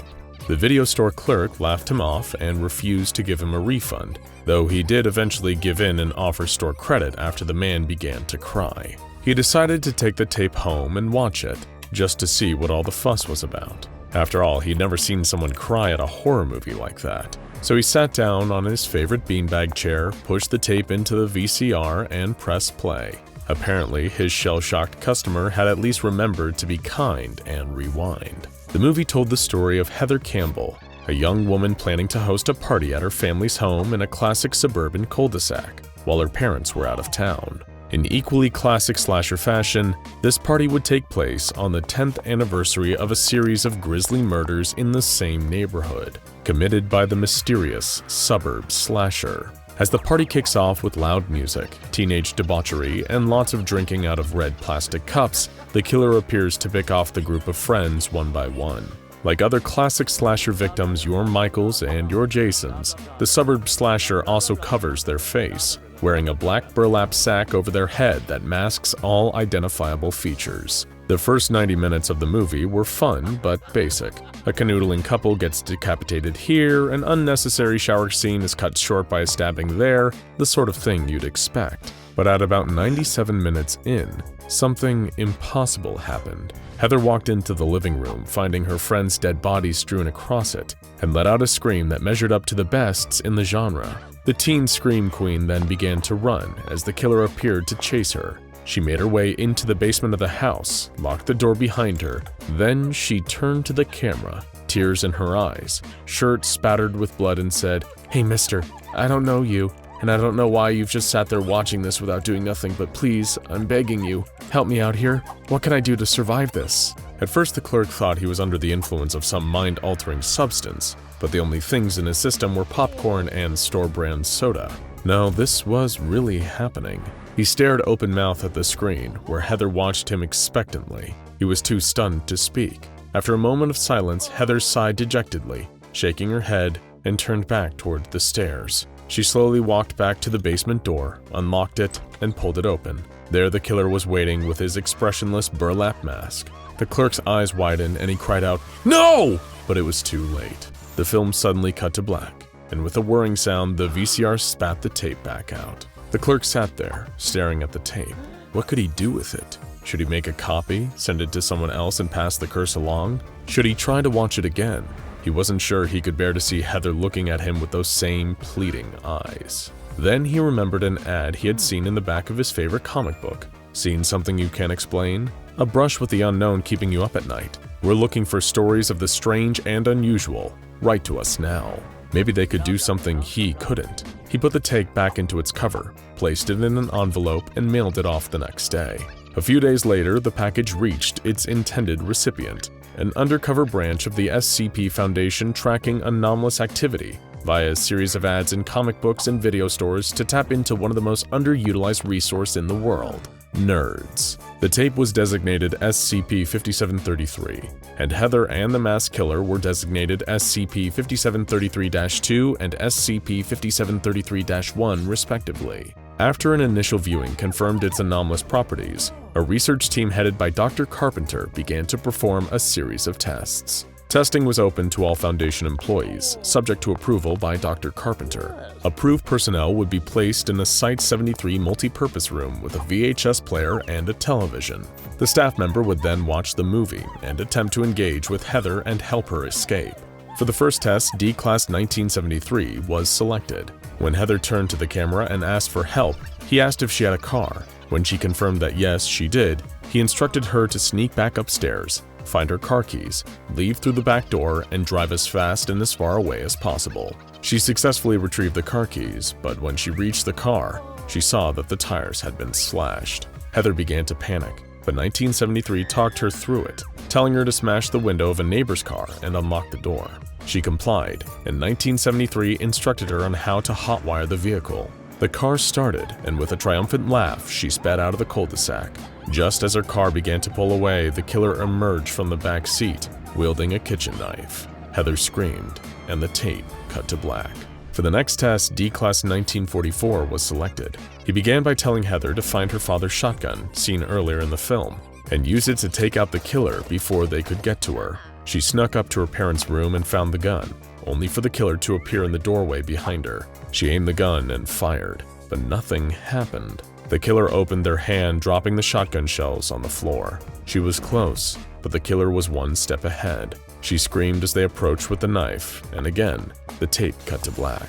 After several tests were conducted with D-class subjects and no adverse effects were reported, aside from the obvious trauma of failing to save Heather's life, testing was opened up to all Foundation staff. Assistant researcher Felissa Baker volunteered. She believed her extensive knowledge of the slasher genre would give her the tools to help Heather strategize. After speaking with Heather about her skills, which mainly included party planning and babysitting, Felissa determined that Heather should seek outside help.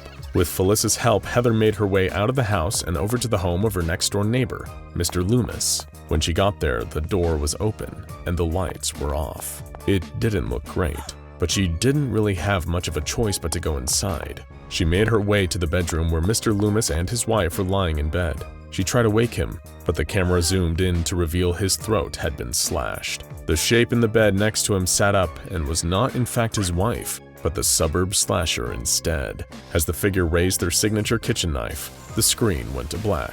SCP-5733 became a competition of sorts among Foundation staff, each volunteer proposing their knowledge would help them get Heather to safety.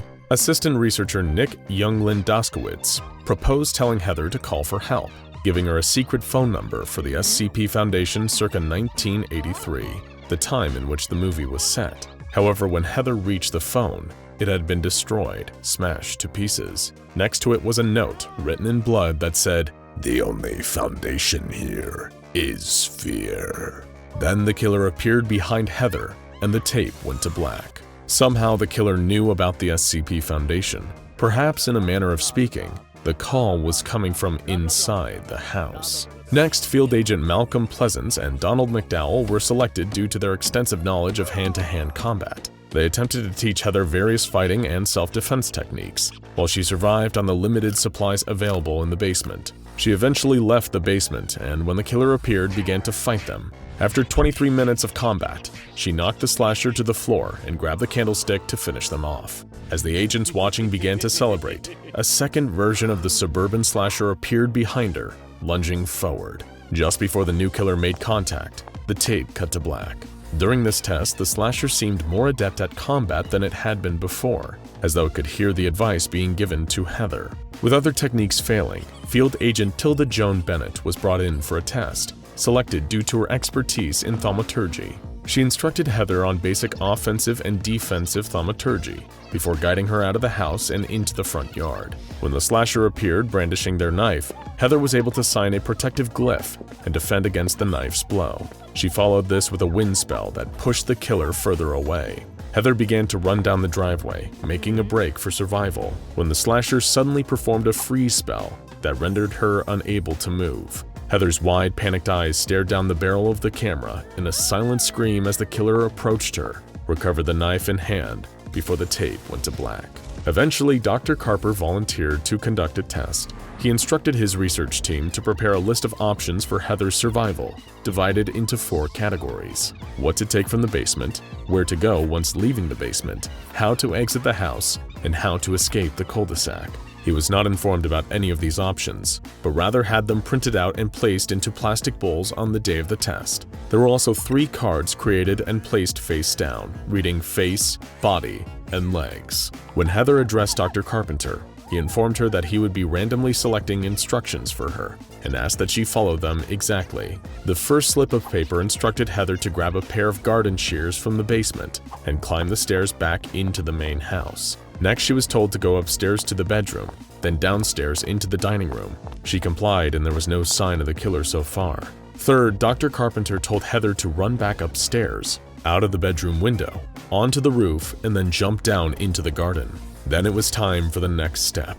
He told Heather to jump over the fence into the neighbor's garden and run down the street until she could find help. As Heather made her way down the road, the slasher broke through the front door of her house, but did not chase after her. Heather continued running down the road for 20 minutes as the trees and lights began to dwindle. The surroundings began to grow darker and darker until they resembled a void. Dr. Carpenter instructed her to keep walking. She could make out lights and houses in the distance. She ran toward the neighborhood, but stopped suddenly and began to panic. She was back in her own neighborhood, in front of her own house, and the killer was waiting for her. As Heather demanded to know what to do, Carpenter flipped over one of the 3 cards. It read, face, and so he told Heather to attack the killer's face with the shears, then the killer's legs, then his body. The killer dodged her attack, grabbed the shears, and pushed her to the ground. As Heather looked up at the killer, his face could be seen through the torn sack. It was Dr. Carpenter. Heather screamed, and the tape cut to black. Talk about a third-act twist. The movie itself did not create the killer, but somehow the viewer did, and it also made the killer more creative. After this incident, all testing on SCP-5733 was suspended, and attempts to help turn Heather from victim to survivor were halted. Searching for answers, the Foundation looked into Crystal Elms Productions, the production company listed on the videotape's cover. No record of the production company, the film, or any of its cast could be found. Several months after testing on SCP-5733 was suspended, another tape was found. Because, let's face it baby, these days you've gotta have a sequel. The new tape was titled The Suburb Slasher Strikes Again, and was purported to be produced by Crystal Elms Productions in 1985. It was designated SCP-6733. Unlike its predecessor, this tape was only tested once. A member of D-Class personnel was first shown SCP-5733 up until the point where it becomes anomalous, and was then shown SCP-6733. He was left completely alone in order to watch the contents of the tape. The following was what was on it. Dr. Malcolm Baines entered the testing chamber to find D-1974, or Jamie, sitting across from the television set. He introduced himself and ran a series of cognitive tests. He asked Jamie what he thought of the film, and he said, it was pretty much your standard slasher film. There's a group of teens who just graduated high school and go to a local camping site by a lake to celebrate. One of them mentions it's near the site where the killer, the slasher, was shot dead by police a year prior after a rampage. Dr. Baines clarified, asking if this was a reference to the first film. Jamie continued, it's not really clear, they all think it's a joke, apart from the main girl. She said her dad's a police officer and she's seen video evidence of the attack. No one references any of the characters from the first film though, and they don't show up in this one either. The slasher's the only constant. According to Jamie, the main events of the film revolved around a lakeside camping trip and quickly began to go wrong.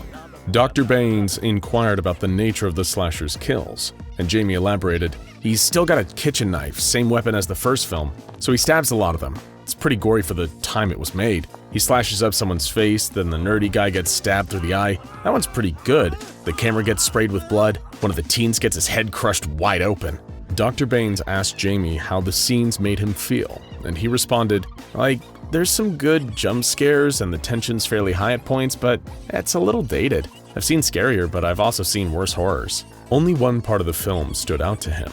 He described it. So, the girl and her best friend, the one that's been looking out for her this whole time, enter into a cellar. The slasher creeps up from behind and grabs the friend, tears his head clean off his neck. The slasher then chases the other teen to the other side of the lake. He's advancing on her. The camera's set on the water of the lake. It's a wide shot. You've got the lake water line parallel to the top and bottom of the shot, so it splits the screen horizontally. She's fallen over, crawling away from him. As he advances on her, the camera zooms in. Slowly, though. It takes its time, and he does too. There's music at the start of the scene, deep, dark synths. This stops as the camera moves closer, though.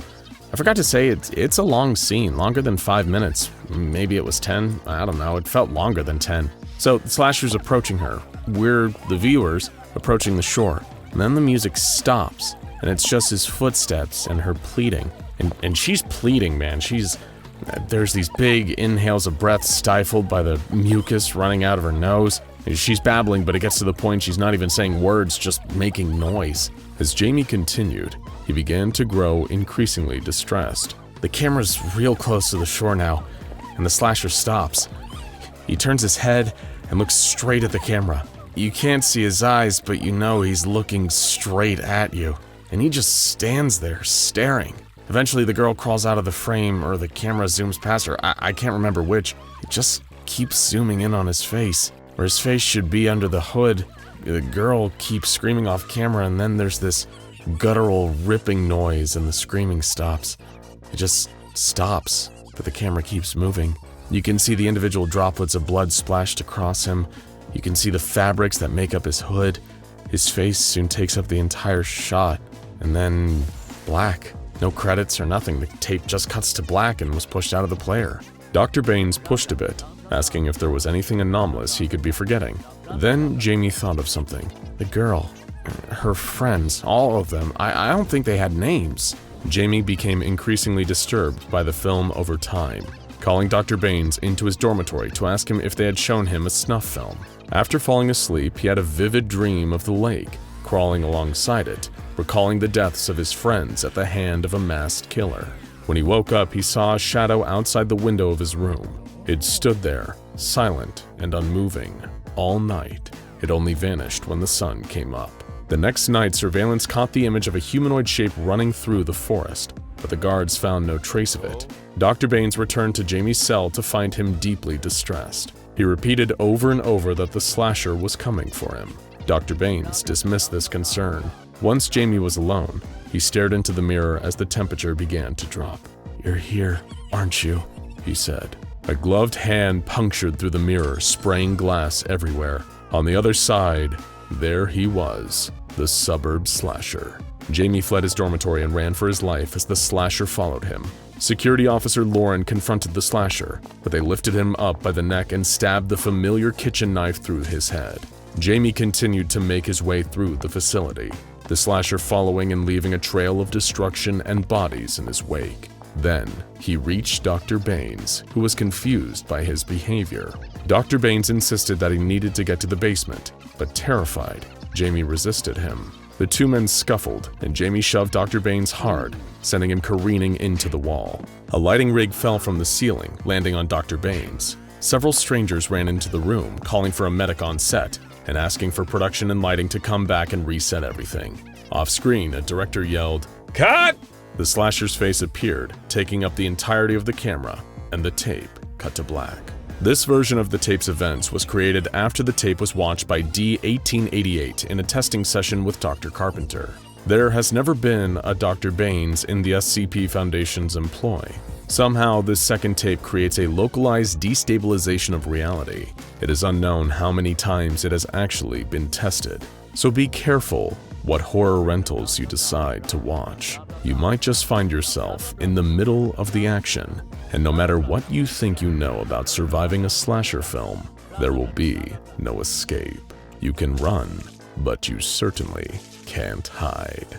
Okay guys, so to wrap this video up, I really don't think this cursed episode of this show was real. It's obviously just a really good scary fan animation, and the fact that the creators behind it didn't come out and claim ownership of it sooner, allowing it to be reposted and re-uploaded so many times, is really what got people thinking it was legit. That being said, it's still a good attempt at what a cursed lost episode would look like, so shout out to those animators, man. Anyway, I've been the GOAT Hellholder98, be sure to like this video, subscribe to my channel down below, and hey, if you know about any more lost media you want me to cover, leave it in the comments and I'll check it out. Now be sure to follow my socials at Hellholder98. I go live most days and post updates about new videos on my story, so go check it out. Alright, until then, I'll see you somewhere down the line. The moment his finger pushed the button to stop the camera recording, the practiced false smile dropped from Holden's face. It was hard not to feel down after he'd finished filming a new video, not thanks to any post-creativity slump, but the more depressing knowledge of just how much of an uphill battle this whole thing was. It felt like yesterday when Holden had first gotten into the creepier side of the internet. He never ventured into anything illicit or outright illegal, mind you, but there was a distinct corner of the web that had pulled him in when he was still at school and just starting to spend more time online. This part of the internet was filled with scary stories that were mostly fake or made up for likes, but that could have been real. There were unsettling animations, short clips that were hand-drawn to give people the creeps and keep them up at night.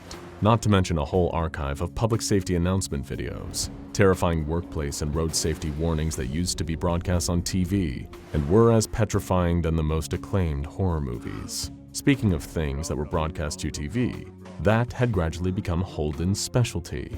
One of his friends had sent him the link to a fictional account of someone who had supposedly uncovered an unaired episode of a Saturday morning kids cartoon, or so this person claimed anyway. They went on to describe bizarre imagery, so intense and terrifying that it was unbefitting of a show for children.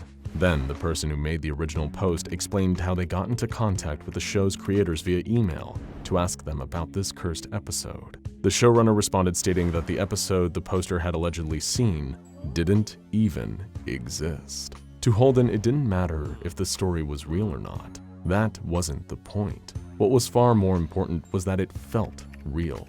To him, it was plausible, even possible, that there were pieces of media out there in the world that had never seen the light of day.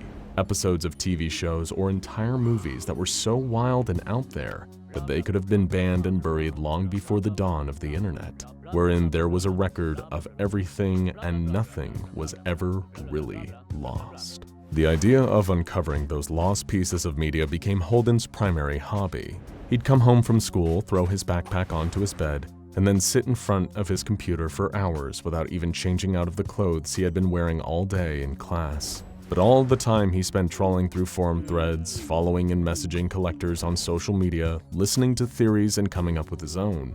Eventually, it began to encroach on other things. Much to his mom's disappointment, Holden's grades took a rapid decline, and it wasn't long before he was failing his classes bad enough to not make the cut to continue on at school. But as much as it upset his mother, Holden really didn't mind. He was already thinking way beyond high school, and he knew he didn't need grades to be able to do the one thing he wanted to do with his life. Holden set up his own channel, with the plan to start uploading videos under his new online alter ego.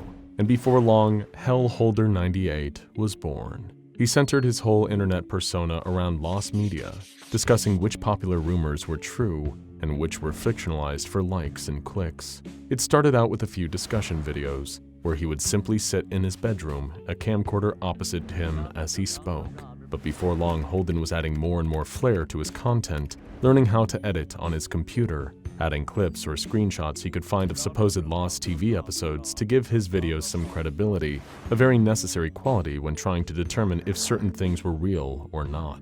Each video he finished, he had another 2 topics to a list of ideas he kept, planning to just perpetually churn out content until he eventually had a huge hit that went viral. Although the one thing he didn't realize until it was perhaps too late was that social media success didn't happen overnight. In fact, it didn't happen over many nights either. No matter how often Holden promoted his channel on his social media profiles, or how many new videos he uploaded, he couldn't seem to get any to land well and get boosted by the algorithm. At least that's one of the things he attributed the problem to. He pointed the finger of blame at anything that he could. One day, it was that the algorithm was suppressing his channel and boosting others who had already got more subscribers. The next, it might be his slow internet connection had led to one of his videos going live at a time when the site had low traffic. The one possibility that Holden didn't stop to consider was that maybe his genre of content was too niche, but that the days of the internet's interest in lost media had already peaked back when he was still in high school. Nevertheless, he kept trying, making content day in and day out, working under the assumption that if he just made enough videos, then one day he was sure to blow up. That would be his big break, his ultimate win, a video that did well enough to garner thousands, if not millions, of views. But the more time he devoted to Hellholder98, the only number that seemed to be at all increasing was the number of videos he had posted, each one barely garnering view figures that were above a single digit. To make matters worse, getting help with growing his online brand was next to impossible. Every now and then he would post on forums asking for advice, or if anyone wanted to collaborate so he could gain some exposure from creators with bigger followings. Those posts were often met with a slew of apathetic, snide responses, or comments telling Holden to just, quote, make better content, as if that was solid, specific advice. On top of that, his mom had outright refused to support her son's chosen career path, citing his failure at school as the main reason. Speaking of, any friends Holden previously had at school had all moved away in the years since, going off to pursue college and other higher education. Some were even starting their new and exciting professions. The old saying said, "It's lonely at the top," but Holden was just as lonely down at the bottom, posting his content in total obscurity, as if he was just shouting into an empty void, with no one around to hear. The few people Holden did still consider his friends were all as chronically online as he was, most of them fellow lost media collectors. After interacting with them in the comment threads of various forums, the handful of like-minded guys were as close as Holden had to people actively supporting his channel. The collectors would usually give him pointers or topics to discuss in videos and contributing to the single-digit view count underneath his uploads. Although to him, it wasn't nearly enough. He didn't want just his friends to see his videos. He wanted an audience, a fan base of his own. It was late, the light of the computer monitor illuminating the dark of Holden's bedroom. Hunched over his desk, he was clicking and dragging clips into the timeline of a video project, trimming them down to make the whole thing better paced, snipping out bad takes where he stumbled over his words or misspoke. It was while editing that Holden noticed another screen lighting up on his desk, accompanied by a vibration. His phone. He reached for it, seeing a notification popped up on the lock screen. It was from Goth, one of the lost media collectors, and it read, "Dude, urgent. Found something that you can make a video on." Holden sighed. It was late, and he was already focused on editing this current video tonight. If he got it finished, then he could go to sleep. "What do you know about the deathly videotape?" Goth asked in a second message, before Holden even had a chance to open it first. "The what?" he replied bluntly, before sending another text saying, "Can't this wait until the morning? I'm trying to edit." "If you don't act fast, it'll be gone forever," came the response only a second later, followed by a link. Lethargically, Holden tapped the hyperlink Goth had sent, his phone opening up its browser and displaying the web page. It was a buy and sell website, one of those places where people offloaded junk they didn't want anymore to strangers for a bit of extra cash. The page in question showed a few grainy photos taken on a phone of a small rectangular object in someone's hand. "What is that?" Holden asked. "It's a videotape, bonehead," Goth fired back. Although they'd never met in person, Holden always got the sense his friend was a little older than he was. Looking back on the seller's ad, it was for a second-hand Sony Color Collection 60 to 90-minute mini DV videotape, a type of cassette used in a lot of old handheld recording cameras. "So what?" Holden asked in another text. "Look, there have been rumors for ages about something called the deathly videotape," Goth replied in a series of rapid-fire messages. "It used to be all the rage on a lot of old lost media forums, the real nasty ones before they got shut down. Supposedly, there's a recording on this tape of some kind of live show. Except when you put in your VCR and press play, you see something horrible. Nobody even knows if it's real or just a legend." "How do you know this is the same tape?" Holden queried. By now, he had typed out the same link on his computer and was looking at the for sale page on the bigger screen while he texted back and forth with Goth. "Read the item description," he answered. Holden's eyes scanned down the page, finding a short message from the seller. "To anyone interested, I'm giving this old mini DV tape away. I don't know where I got it or why I watched it, but I wish I hadn't. It had ruined everything for me. It's impossible to enjoy anything else now that I've seen what's on it. Let me make this clear, I am not selling this tape, I'm giving it away free of charge. I hope that getting rid of it will help." "Sounds ominous," Holden texted. "If you're so sure if this is the deathly videotape, then why don't you get it?" "Keep reading," Goth responded. Underneath the item description was another note that the seller had written. "Please note, I am unable to leave my town at present, nor can I mail this tape to anyone even if you pay postage. Collection only. If you are interested, please contact me at the following address." Below was an address. It was in Holden's hometown, only a few streets away from where he and his mom lived. "This could be it, dude," came another slew of messages from Goth. "You buy this tape and make a video recording, then you might finally go viral. But you better be quick before someone goes and picks it up thinking it's just an ordinary tape." Holden looks back at the address, double-checking where it was. At most, it'd take a quick walk there and back, he thought. And if this tape was as elusive as Goth said it was, then owning it would mean Holden would be the only one who could make a video featuring it. After messaging the seller the night before, Holden found himself rushing through his quiet neighborhood to the address. All night as he tried to sleep, he kept thinking of the video he was going to make, how it could finally put him on the map, and at long last, bring him the E-fame he'd been working towards. Rapping his knuckles against the front door, he was met by an older man who stood on the other side. He was walking with a crutch, with a few bruises and stitched-up cuts on his face. The second that Holden explained he was there for the tape, the man reached to an unseen shelf just inside the doorframe and thrust the rectangular cassette into his hands before shutting the door as quickly as he could without it hitting Holden square in the face. He stared at the tape in his hands, though through its transparent green plastic case, he could see a hand-scrawled note. "I know you'll ignore me if I tell you not to watch this," it read. "So if you do, then on your own head be it." Having spent the rest of the day looking up exactly what he'd need to play such an old, outmoded recording format and convert the footage to digital so he could include it in his video, Holden had retrieved his mom's old VHS player from the attic, wiping the thick layer of dust off of it. It took a while for him to get everything ready to go, not just finding the right adapters and cables to hook the VCR up to his TV, as well as linking that to his computer, plus angling his camera right, and making sure the ring light he'd bought for filming was putting enough focus on his face. After the substantial prep, Holden took a deep breath, summoning up the faux excitement and stage smile before he hit the record button on his camera. What's up guys, it's Hellholder98 here. Now today I've got a real treat for you all. So my friend Goth, shout out to him, told me that a while ago there was talk about something called the Deathly Videotape.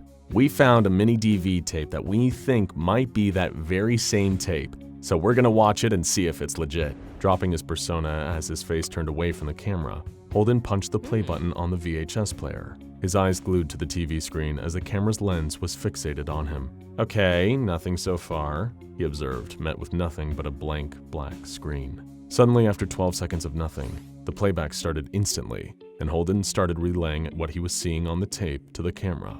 There was no sound, either because the recording on the videotape was filmed in that way or Holden hadn't properly figured out how to hook it up to the VHS. The video itself showed a recording of Sesame Street live, and for the most part just seemed pretty underwhelming. Characters were up on stage, their puppeteers managing to stay out of sight as they entertained their young audience. After 2.5 minutes, Holden was starting to feel like he'd gone to all this effort over what seemed to just be someone's old, unwanted home video.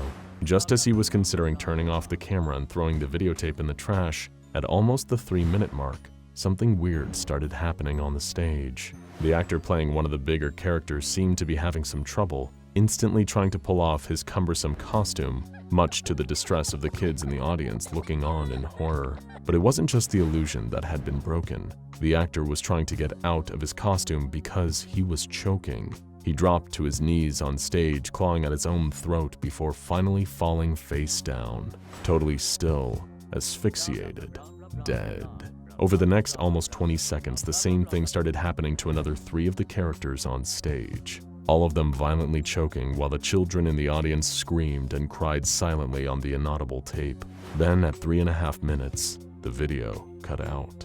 Holden was unsure how to react, at first a little creeped out, only to be somewhat bemused. He played it down for the camera, remarking that the video seemed tame compared to some of the more graphic fake content he'd seen.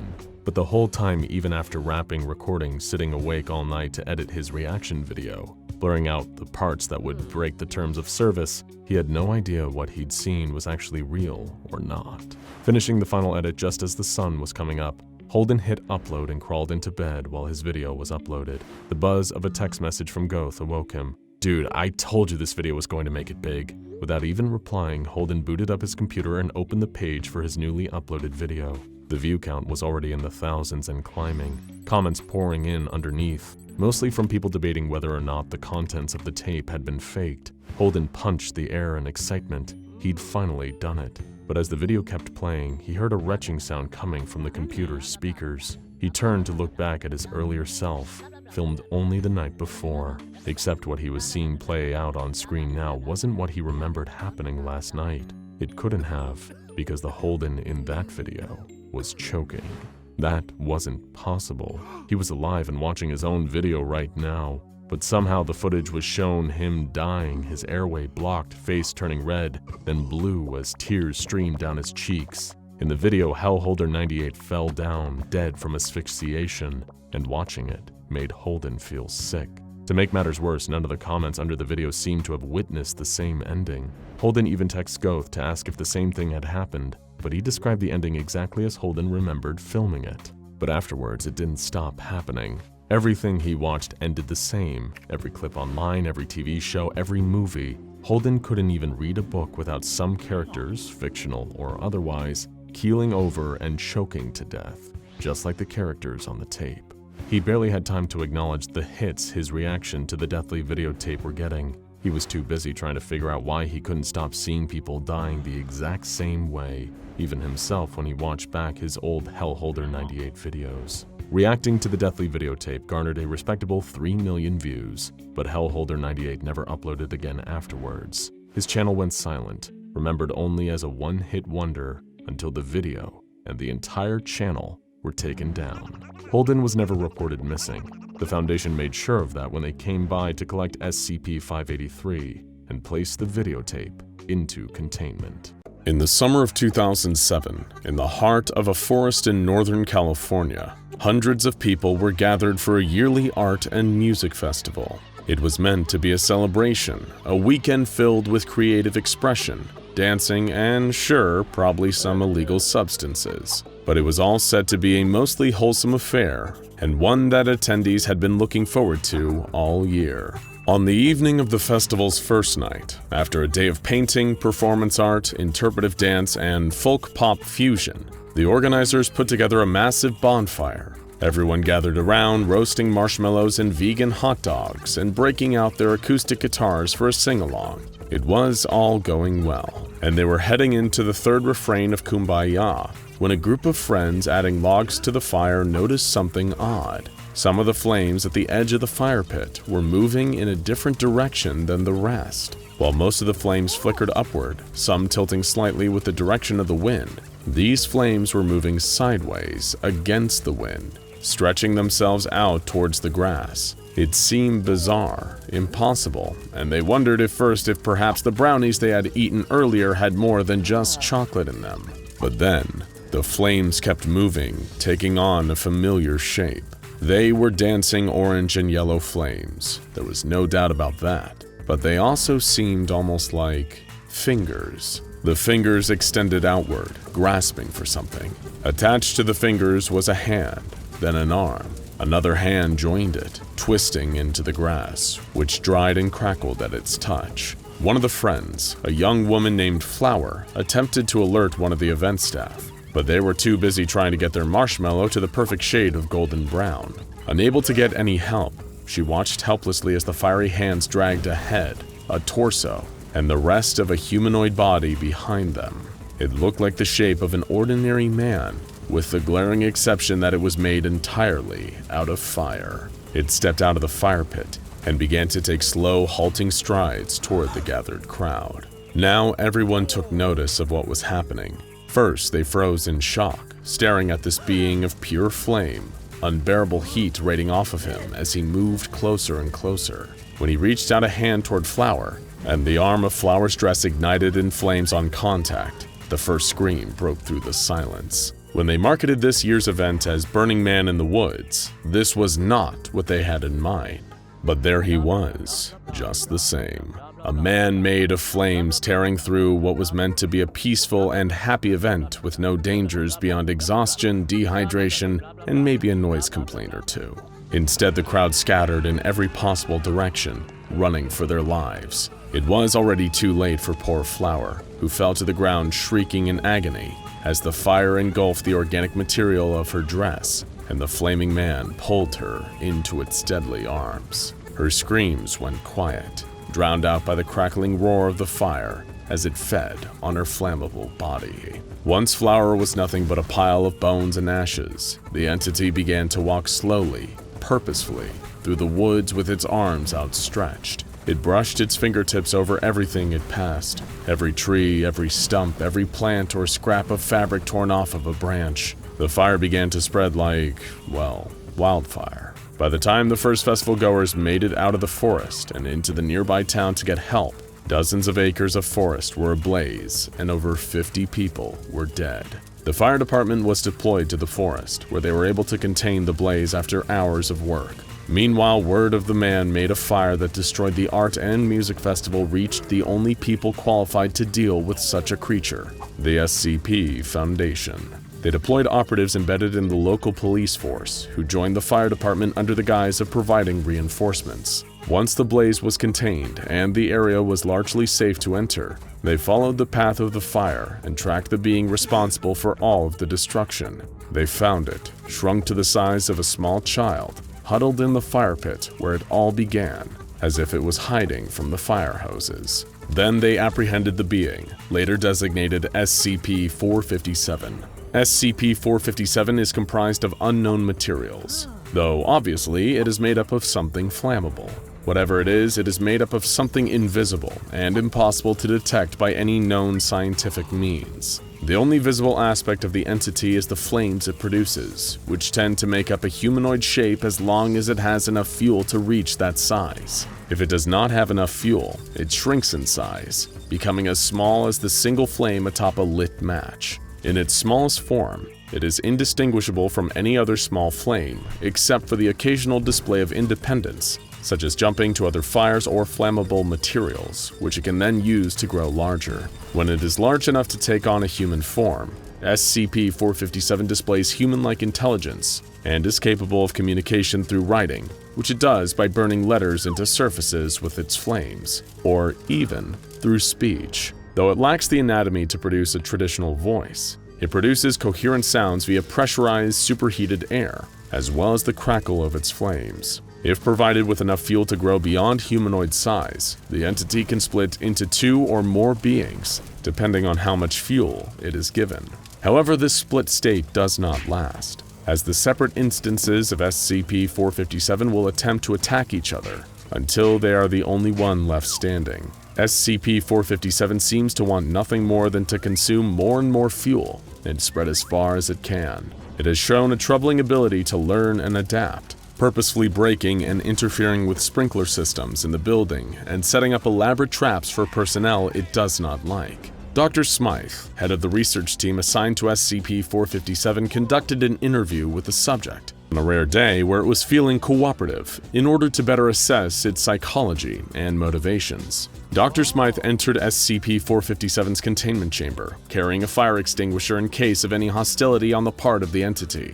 He stood on the other side of the blast-shielded window for extra protection. It crackled pleasantly in the corner, seeming to welcome him inside. He asked if it was capable of or willing to speak.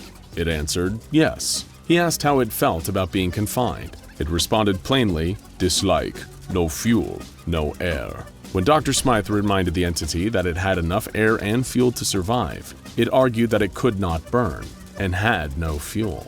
To clarify, Dr. Smythe asked, "Are you saying that you cannot grow?" At this question, SCP-457 moved back and forth through the small section of the room, as if pacing and looking for something. It said, grow, need, must grow, and when asked how it felt, it simply said, hungry.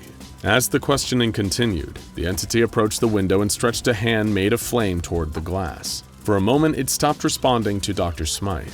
In order to get the being's attention back, he casually brought up the subject of water. At the very mention of it, SCP-457 let out a high-pitched scream and pressed itself against the window in a threatening gesture. Dr. Smythe warned it that it must move away from the window or it would be doused in water. It moved back, but screamed and hissed for several more minutes, offended and upset. SCP-457 resumed its pacing at a more aggressive speed and intensity. All the while it repeated, want fuel, want air, want burn, want to burn, again and again, getting louder and louder as it moved. Dr. Smythe was perplexed by this behavior, noting that there was no way out and wondering what it could be trying to accomplish. At this point, the interview took a turn for the disastrous. Somehow, SCP-457 was able to damage the sprinkler system and a section of the fuel injector that had been providing it with a small stream of fuel. With the nozzle broken open, several gallons of gasoline came flooding out, allowing the entity to grow to an incredible size in a sudden, massive, destructive blast. Exploiting a weakness in the blast shielding, SCP-457 was able to escape its containment for several minutes, burning its way down the hall of the facility until the larger sprinkler system activated, sending it hissing back to its cell. There it was apprehended by a team of guards and herded into a new, higher security cell. It is unknown how exactly the entity became aware of the weaknesses in its containment chamber, but this incident revealed that it is a highly intelligent being capable of problem solving. However, it learned this information and figured out how to exploit it. The Foundation realized that more extensive measures would need to be taken to keep it locked down and keep the general population safe. Due to the dangerous nature of SCP-457's corporeal form, highly specialized containment procedures have been put in place to keep the flame from spreading. The entity is kept in a 5x5 meter chamber with at least 9 inches of fireproofing in place, including asbestos and perlite. The observation window is blast-proof and resistant to extremely high temperatures. The room's opening is made up of temperature-controlled and airtight chambers that can be sealed in the event of an escape attempt. The room itself is kept at a high humidity level, and a drain has been installed on the floor, with a sprinkler system in the ceiling and emergency hoses that can be operated if additional water is needed. A small portion of the room is free from water, but only enough so that SCP-457 can maintain its shape and protect itself from moisture. Any personnel that enters SCP-457's containment unit must wear Class A temperature-controlled and flame-resistant suits, and must enter in groups of 3.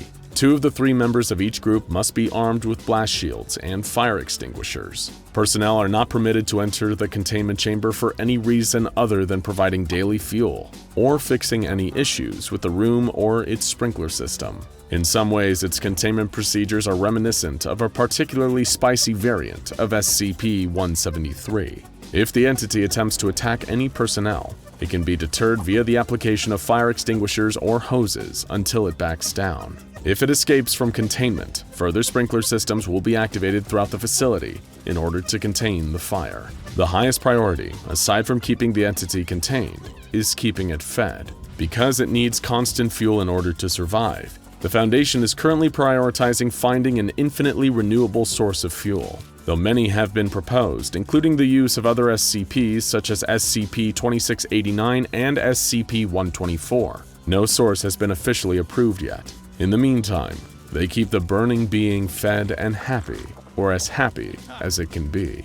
It will never be truly satisfied until a day arrives where it can be permitted to spread as far and wide as it wishes, to burn and feed and engulf everything in sight. Let's hope that day never comes, but if you start to feel unusually hot, if the walls seem to suddenly blacken around you, and you hear the final crackles before the hissing tongues of flame lick at your bubbling skin, well, by that point, it'll already be too late. In 1961, the SCP Foundation discovered a town that was completely devoid of all life. Not long before their arrival, Darrington, North Carolina had been a community with high aspirations, a deeply religious township of devout Christians, many of whom were seeking greater prosperity from their lives. But now their home was a ghost town, with no sign of any prior Darrington resident to be found. Where in the hell had they all gone? It hardly seemed like the population of an entire town would all simultaneously decide to up sticks and leave to pastures new. But then again, maybe the citizens of Darrington hadn't left at all. Perhaps they weren't even really still human and had taken up residence somewhere much darker, like underground. This is the story of one of the earliest known instances of a phenomenon now known under the designation of SCP-3089, or to use its alternative name, that old-time religion. When the SCP Foundation arrived in a desolate Darrington to find the townsfolk had all vanished, they immediately began an investigation into the exact hows and whys, the answers to what exactly had happened here. After all, while not a huge place, Darrington was home to nearly 1,000 residents, and that many people don't just disappear, if they even had disappeared and weren't just dormant. But what the Foundation uncovered was a gruesome discovery that led them to not only demolishing the entire North Carolinian town, but purchasing all the land around it to keep the area under permanent observation. Prior to the demolition, however, the Ministry of Sevenfold Blessing had been one of the oldest buildings in Darrington, much like most town churches. And it was while searching the offices of this church that the Foundation cleanup crews discovered their first piece of evidence, the initial clue about what had happened to this deserted town. They recovered a series of cassette tapes, each with a recording of sermons that had been given within the Ministry of Sevenfold Blessing. These were all delivered by one Pastor Bartholomew Jenner, the first having been recorded on August 17th of 1959, 2 years earlier. My friends, I want to talk to you about what the Bible offers tonight. Pastor Jenner began in the first of these recordings. I want to talk to you about what you are owed. I want to talk to those of you who are struggling right now. To those of you who have hardship and pain.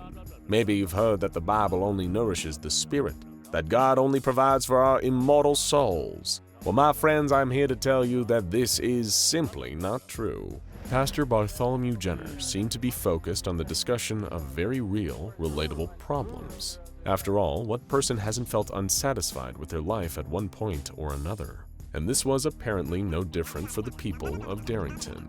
Many of you can think of places in your lives where you have not yet risen, where you are not yet victorious. Marriage, finances, health. But do not fret, my friends, God wants you to rise. He has cleared a path for you. It is one littered with his earthly treasures. To claim them, you only need to shed your old selves and be reborn. The pastor was merely using the shared faith of the township to help reaffirm that their struggles were not the be-all end-all of their lives. Or at least, that's how it first appeared. But the religious practices taking place in this first recording would soon take a bizarre turn, making it clear there was something far more sinister, even cult-like, going on in the ministry of sevenfold blessing. Now, if you would, some of the ladies from the mayor's office were kind enough to collect these cicada shells. Pass along, each of you take one. Yes, the children too. Be careful, very careful. They are fragile. Each of you take one and hold it in your left hand. Yes, the left hand, not the right. Your left. The shells of dead cicadas hardly seemed like common fare for a sermon like this. Although as the recording continued, it was easy to understand that Pastor Jenner intended these discarded insect carapaces to be something of a metaphor, even if they were pretty gross, especially to some of the younger members of his congregation. He explained to the Darrington residents that these cicada shells were meant to be symbolic of whatever hardship the citizens were currently struggling with in their lives, whether it was work, a marriage, or an ill family member. Then came the next part of this unorthodox practice. The pastor instructed everyone in the congregation to picture themselves holding their biggest problem in their left hand. Now I want you to squeeze your left hand. Squeeze it into a fist. Feel that problem cracking like old dried out paper. Feel it crumble to dust. Jenner told them, and the residents of Darrington did so, crushing the cicada shells until there was nothing left. Everyone open your eyes. Don't you feel better? Stronger. This is what is offered. Our hardships are like the shell. We shall cast them aside even as they crumble. God has cleared a path. Needless to say, the Foundation agents that recovered the tapes of Pastor Jenner's odd sermons weren't exactly sure what to make of them. And as unusual as they were, the recordings did little to indicate where the townspeople of Darrington, North Carolina had disappeared to. But as they listened further, what they found was even more unsettling than an entire congregation of people crushing cicada shells. In the second recording, dated December 19th of 1959, Pastor Jenner was once again presiding over his congregation.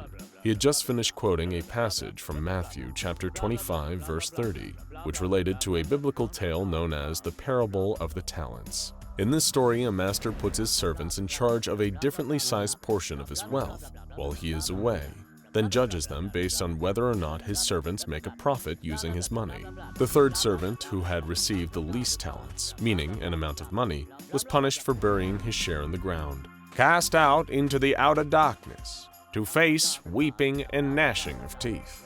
It was after making mention of this unprofitable servant that Pastor Jenner went on to address even more of the bizarre, almost ritualistic practices he had been introducing to his sermons. Now, some of you have expressed concerns over the new sacraments. A few have even called them sacrilege. And yet, have we not prospered? Have these same naysayers, these same doubting Thomases, not profited from our good works? The pastor declared. I have shown you how to heal the sick with the Lord's Prayer and the blood of an unbaptized child. I have shown you how to see your future in the stemming entrails of a quivering crow.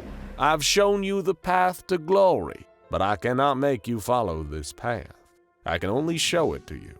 It is you and you alone who must follow it, who must rise and shed your old self. Shed your old self. The words immediately called to mind the image of the cicadas, insects that discard their outer carapaces and emerge anew, bugs that also burrow into the ground and wait, lying dormant under the earth for years at a time, all before they emerge, rising up again, so they can spread. It was becoming clear that Pastor Jenner was certainly deviating further and further from the church's normal religious practices. His bold and blatant descriptions of what sounded like ritualistic sacrifices were shocking enough to hear, speaking of using blood and entrails to bring the town the prosperity it sought. But if that wasn't bad enough, the worst was still yet to come, contained within the third and final recording. Unlike the previous cassettes, most of the sermon from June 7, 1960 was almost completely unintelligible, and without any visual evidence to go along with it. It was hard for the Foundation to make out exactly what was going on. It began with another quote from Matthew, this time chapter 28, verse 6, which made mention of the resurrection of Jesus, that he had risen, and that people should come and see where the Lord lay. Not a metaphor, my friends, Pastor Jenner explained before urging his congregation to join in some kind of formation. Step forward, mothers behind their daughters, fathers behind their sons. Turn to face The recording became unintelligible again after that point, with only a few more words being audible. The pastor seemed to have gathered the townsfolk of Darrington, presumably for some new form of ritual. He encouraged the town's children to close their eyes and pray, before reminding the congregation that God sacrificed the life of his only son, Jesus. Frighteningly, it appeared that Pastor Jenner was implying the adults of Darrington should do the same. One of the next fragments of his sermon that could be deciphered declared, "Lamb is slaughtered to feed the lion. The son is slaughtered to feed." Between more and more noise interfering with the recording, Pastor Jenner could be heard saying, "The pact is complete. This world shall be our paradise," before he encouraged his congregation, or those who were left, to dig deep and wait. Then came perhaps the most horrifying part of the tape. The remainder of the recording lasted 30 minutes, comprised of pure static. Or the Foundation agents listening to it assumed at first that it was just interference, but further audio analysis seemed to suggest that the long, continuous mass of hissing wasn't static at all. It was the chittering sound of insects, like the noise made by cicadas. For a time, the incident at Darrington left the Foundation baffled. There seemed to be no clear answer as to what had happened. Not one of the town's residents were anywhere to be found. And on top of that, there were no bodies, no remains of any kind to speak of. If they were dead, there would at least be some kind of trace. And then there were all the questions raised by Pastor Bartholomew Jenner's strange sermons. Why did he seem so focused on enacting rituals? Did any of his methods really benefit the town? And why did he place so much emphasis on cicadas, of all things? Answers were few and far between.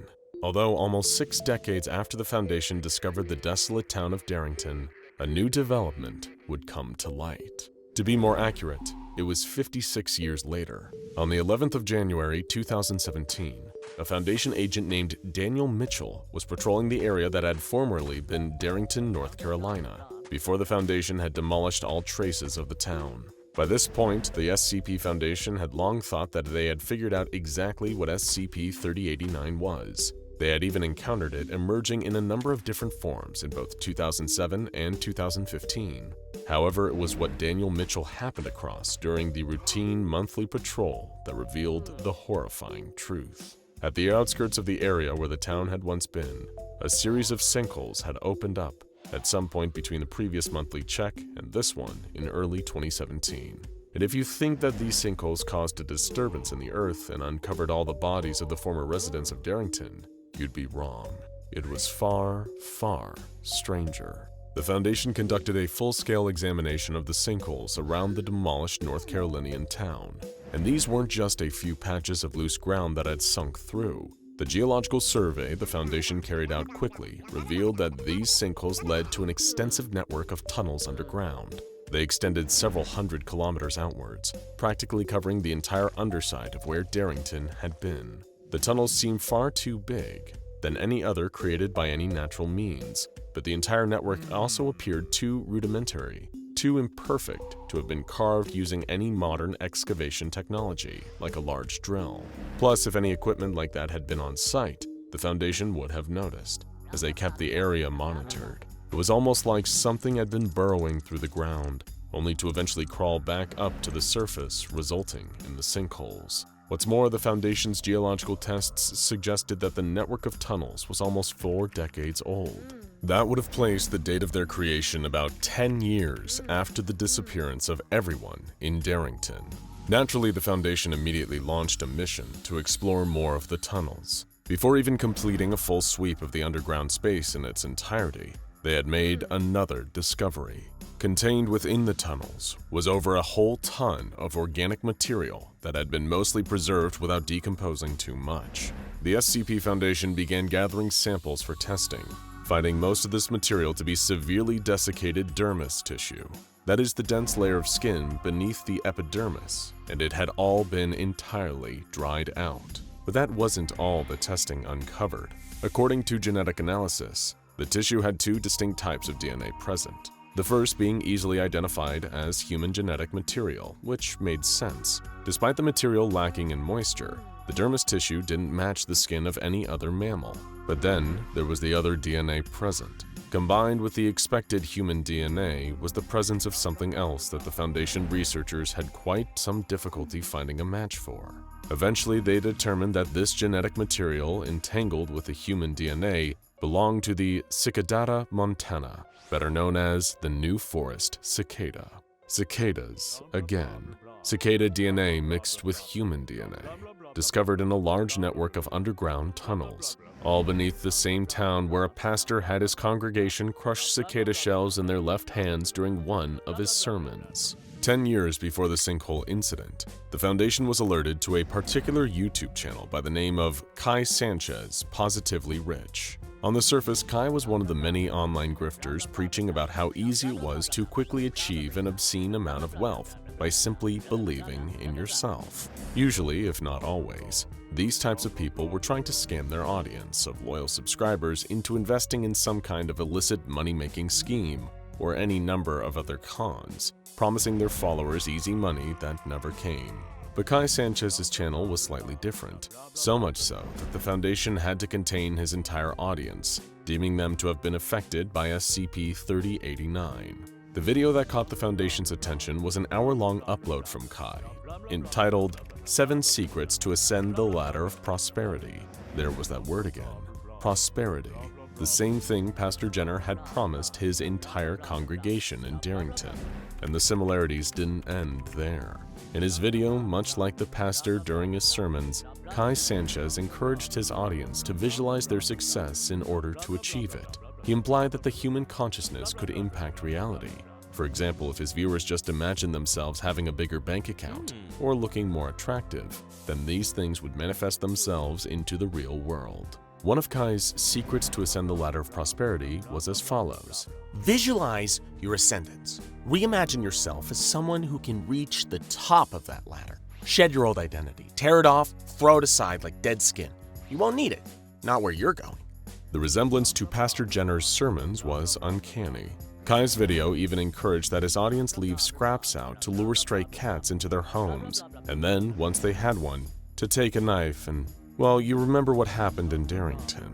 But Kai Sanchez made sure to specify, remember to hold the knife with your left hand. Another online community was tagged by the Foundation for similar teachings. This group of insular men were trying to apply the same methodology primarily to attract women. However, they also reasoned it could be used to improve their own financial status and physical stature, all done through visualizing and believing that doing so would make these things improve, that having faith would grant them prosperity. This disturbed community even tried to use bug rattlers to emit frequencies to aid in attracting women. Contained within these rattlers were the preserved remains of cicadas. Male cicadas have tymbals, structures on their outer shell that emit a loud hissing, chittering noise that they often use to find a mate after spending so much time dormant underground before burrowing up to the surface. And if you've been paying attention, you might be able to guess exactly where this is going. SCP-3089 is a phenomenon that occurs within communities of people who are seeking some form of prosperity. Whether that community be a town, a group of like-minded people online, or any other group of collected individuals. The particular type of prosperity these people are all seeking can be anything from spiritual enlightenment to financial success. The SCP Foundation does not yet quite understand exactly how SCP-3089 starts, only that the communities affected by it will attempt to achieve their chosen material success through the application of rituals, like visualizing what they hope to overcome and achieve, and practicing sacrifices. In short, these people have to believe these acts will grant them what they want. They need to be willing to go far enough to do unspeakable things. They need to have faith. Although what they don't realize is, some things can feed on that faith. They can harvest it. Before these communities realize the terrible things that they have done, or who exactly has tricked them into performing these rituals, they'll begin to undergo a horrific transformation process, known as SCP-3089-B. It begins in the chrysalis stage. Members of a community that have been affected by SCP-3089 will experience a declined state of metabolism, now classified as an instance of SCP-3089-A. Their brain activity, heart rate, and body temperature will all begin to lower. Over a period of between 3 and 6 hours, these people will then suffer a change to their epidermis, the outer layer of skin. It starts to harden until it has formed a dense, brittle substance, like a shell. Next comes the second stage of SCP-3089-B, metamorphosis. Internally, SCP-3089-A individuals will develop a number of tetromas, a type of germ cell tumor that can contain several different types of tissue, such as hair, muscle, and bone. During the next 2 or 3 weeks, these tumors will expand and dissolve the person's soft tissue. Then there's the final stage, emergence. An instance of SCP-3089-A will exit its dormant state that began in the initial stage. Once they have awoken, then something exits the outer epidermal shell. It will not communicate. Some will retain remnants of internal organs, such as eyes or lungs. However, these are vestigial, no longer serving any purpose. The brain functions deviate from any normal human patterns. Having completed the process, this thing will attempt to burrow down into the soil via any means at its disposal. An outer shell, digging into the soil. The tunnels underneath Darrington, the genetic material uncovered below. Dermis tissue with 2 types of DNA, a mix of human and cicada. There is something out there. It is preying on people's faith, their longing for prosperity. Then when these communities are presented with someone who can take advantage of that faith, like Pastor Jenner or Kai Sanchez, they find themselves encouraged to push their faith to its furthest limit. And then they are rewarded by becoming something else, something nightmarish. The question is, when they wake up and crawl back out from their tunnels, leaving a sinkhole in their wake, where do these cicada creatures go? Russell's back was pressed against the wall, his shuddering hands gripping the fire axe. The low emergency lighting filling the corridor indicated the lockdown was still in effect, although that was simultaneously a blessing and a curse. Sure, it meant that thing couldn't get out, hopefully, but it also meant that Russell was stuck in the wing of the facility with it. He had no idea if anyone else was left. He hadn't seen what had happened to Carpenter. Maybe it got him, or perhaps he had managed to give it the slip at the last second. There was no way of knowing for sure. It had all started so simply, so innocently, and with such noble intentions. If he had known it would lead to all this madness, Russell would have never put his name down on the request form. The SCP Foundation had been working on a way to neutralize or cure SCP-610 for what felt like forever. To one team of scientists, the infamously so-called flesh that hates was a fascinating organism. It was a highly contagious sarkic skin disease, isolated entirely within a small area of Siberia. That on its own wasn't enough to pique the interest of the research team led by Dr. Carpenter, including his hand-picked star researchers Russell and David, along with their assistant Clennon and Dr. Botten, an expert on infectious diseases who had recently joined their efforts to provide his specialist knowledge. What did captivate all of them, however, was what SCP-610 did when it infected a human being.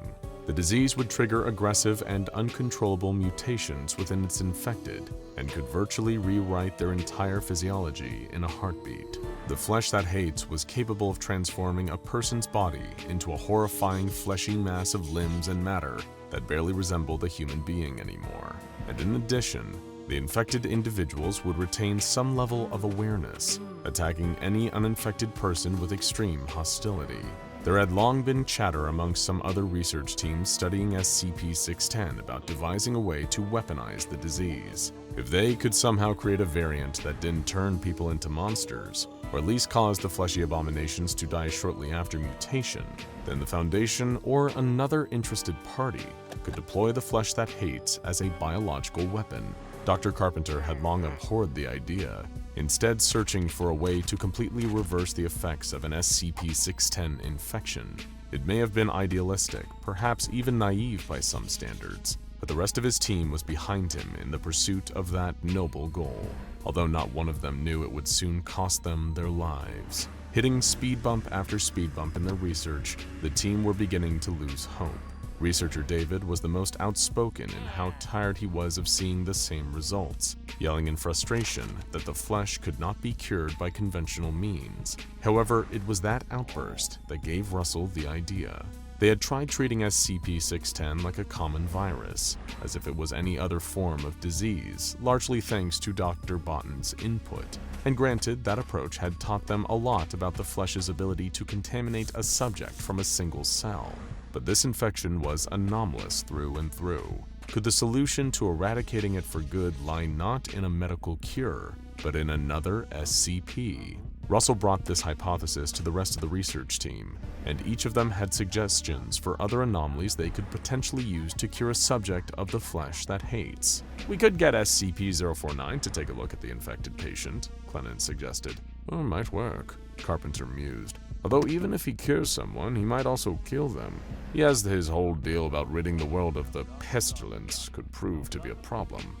There's always 682, David said dryly. "Have the reptile eat up all the SCP-610 infectees and voila, problem solved." "Oh, real helpful, David," Researcher Russell retorted. "And what are we gonna do when SCP-682 adapts to the flesh? You really want an infected immortal lizard on the loose?" "Gentlemen, please," Dr. Botton spoke up. "We're forgetting one obvious option. I propose we submit a joint formal request to use SCP-914 for this experiment." Unanimously, the group all agreed that this was the best course of action. SCP-914, or the Clockworks, was a giant machine with two booths marked Input and Output. Although the Foundation still couldn't fully comprehend exactly how SCP-914 seemed to take any object placed within it and disassemble, recreate, improve, or destroy the item depending on its current setting. There was one issue, however.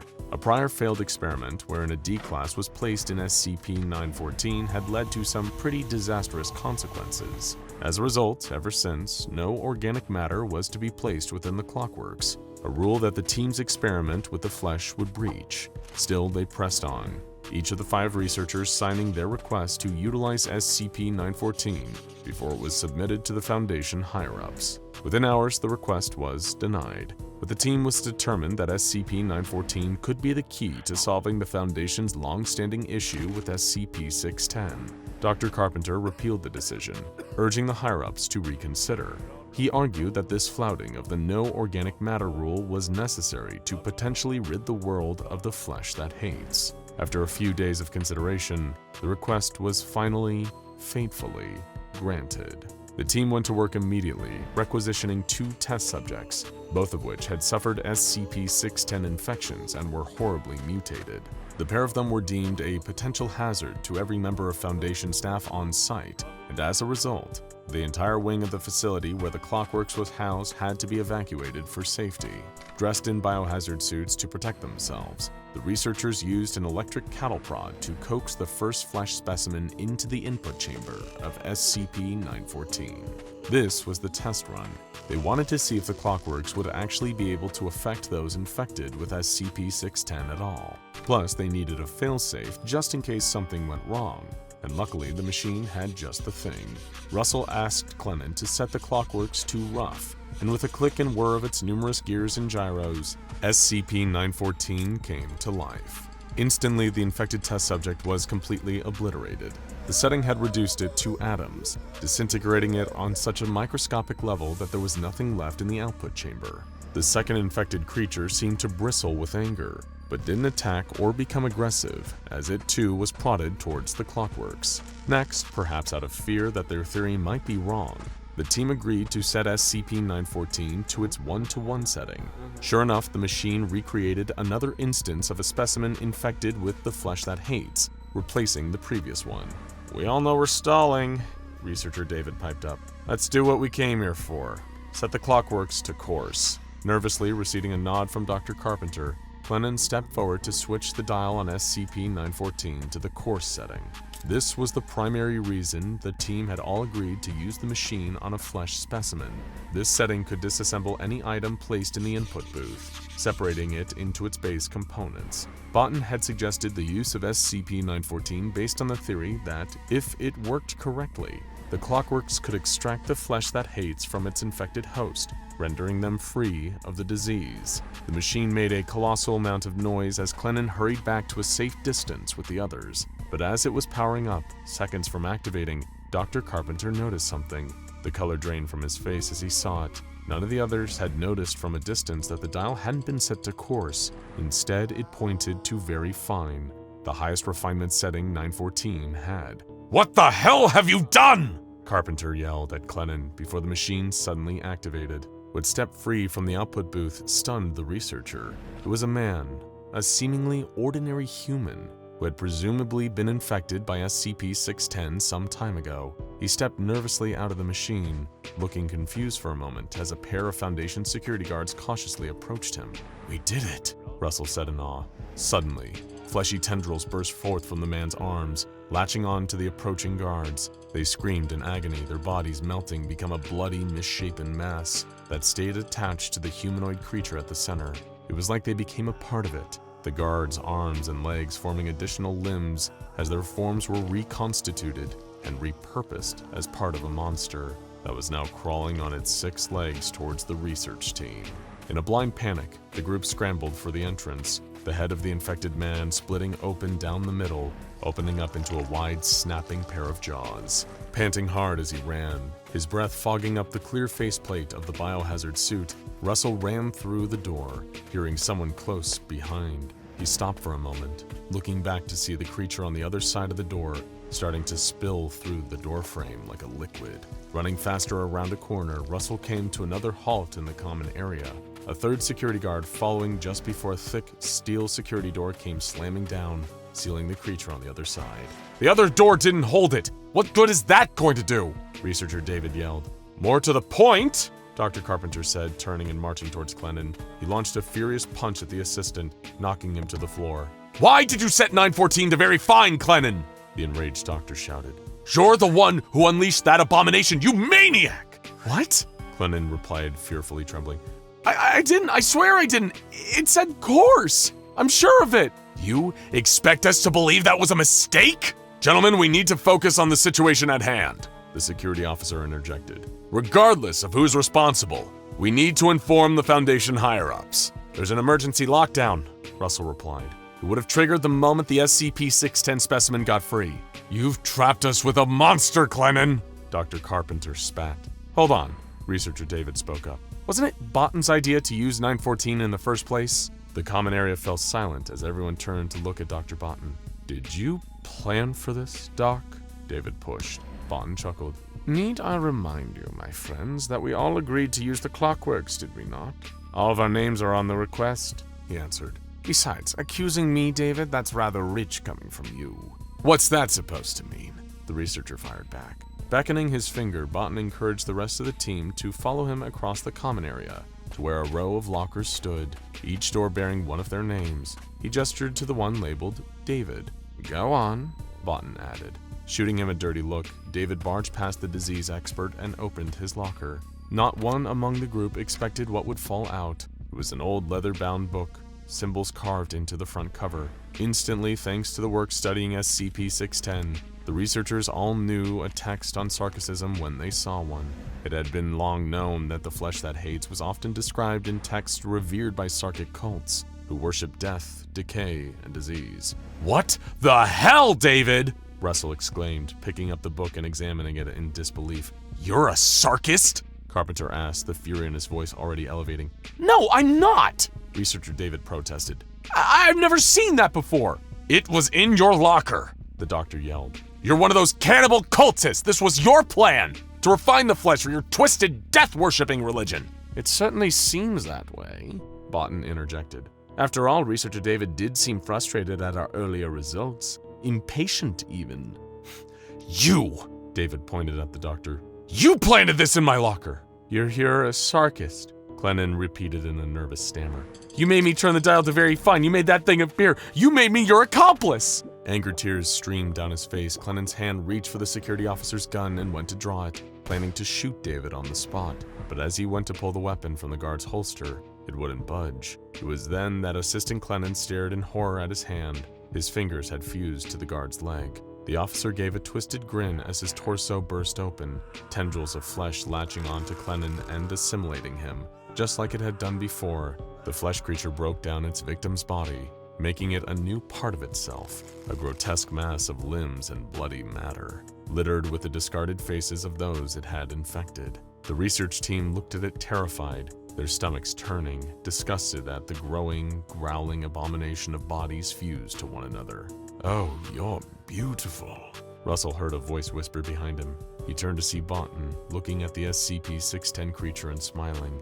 Researcher David was the closest, and the creature lunged at him, pulling his leg out from under him. Screaming in fear, the researcher fell onto the ground and was dragged towards the flesh. It pulled him in, his body stretching, skin tearing and bones snapping as he became part of it. A new set of limbs added to the monster. Dr. Carpenter went to try and pull him free, but it was already too late. But he stepped back, knowing that if he touched it, he would be infected too. The sound of running caught Russell's attention, and he spotted Bontton making a break for it. Grabbing Dr. Carpenter by the sleeve, the researcher pulled him in the same direction, partly running away from the flesh as it assimilated David, and partly chasing the Sarkic saboteur. The pair of them quickly caught up to Bontton, leaning over himself and panting breathlessly.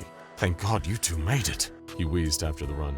"I can't believe David could do this, to unleash this nightmare upon us." Russell thought to snap at him, to scream how dare he keep lying, but Bontton's back was to him now.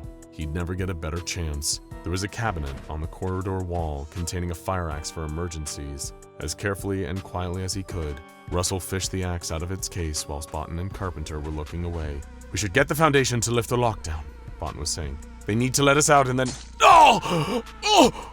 He let out a blood-curdling scream mid-sentence as the axe blade wounded him. Russell pulled it back, standing over the doctor as he fell to the floor in agony. "Russell, have you lost your mind?" Carpenter exclaimed. "No, doctor. He's the cultist. I have no idea how he tricked Clennon, but that flesh creature exists because of him," the researcher answered. From the floor, unable to move thanks to his injury, Dr. Bontton began to laugh. "It took me years to infiltrate the Foundation. So much time waiting to gain access to that blessed flesh," he gloated. "And now you've helped me to refine it, to create its ultimate form. You want to kill me? Go ahead, Russell. My life doesn't matter.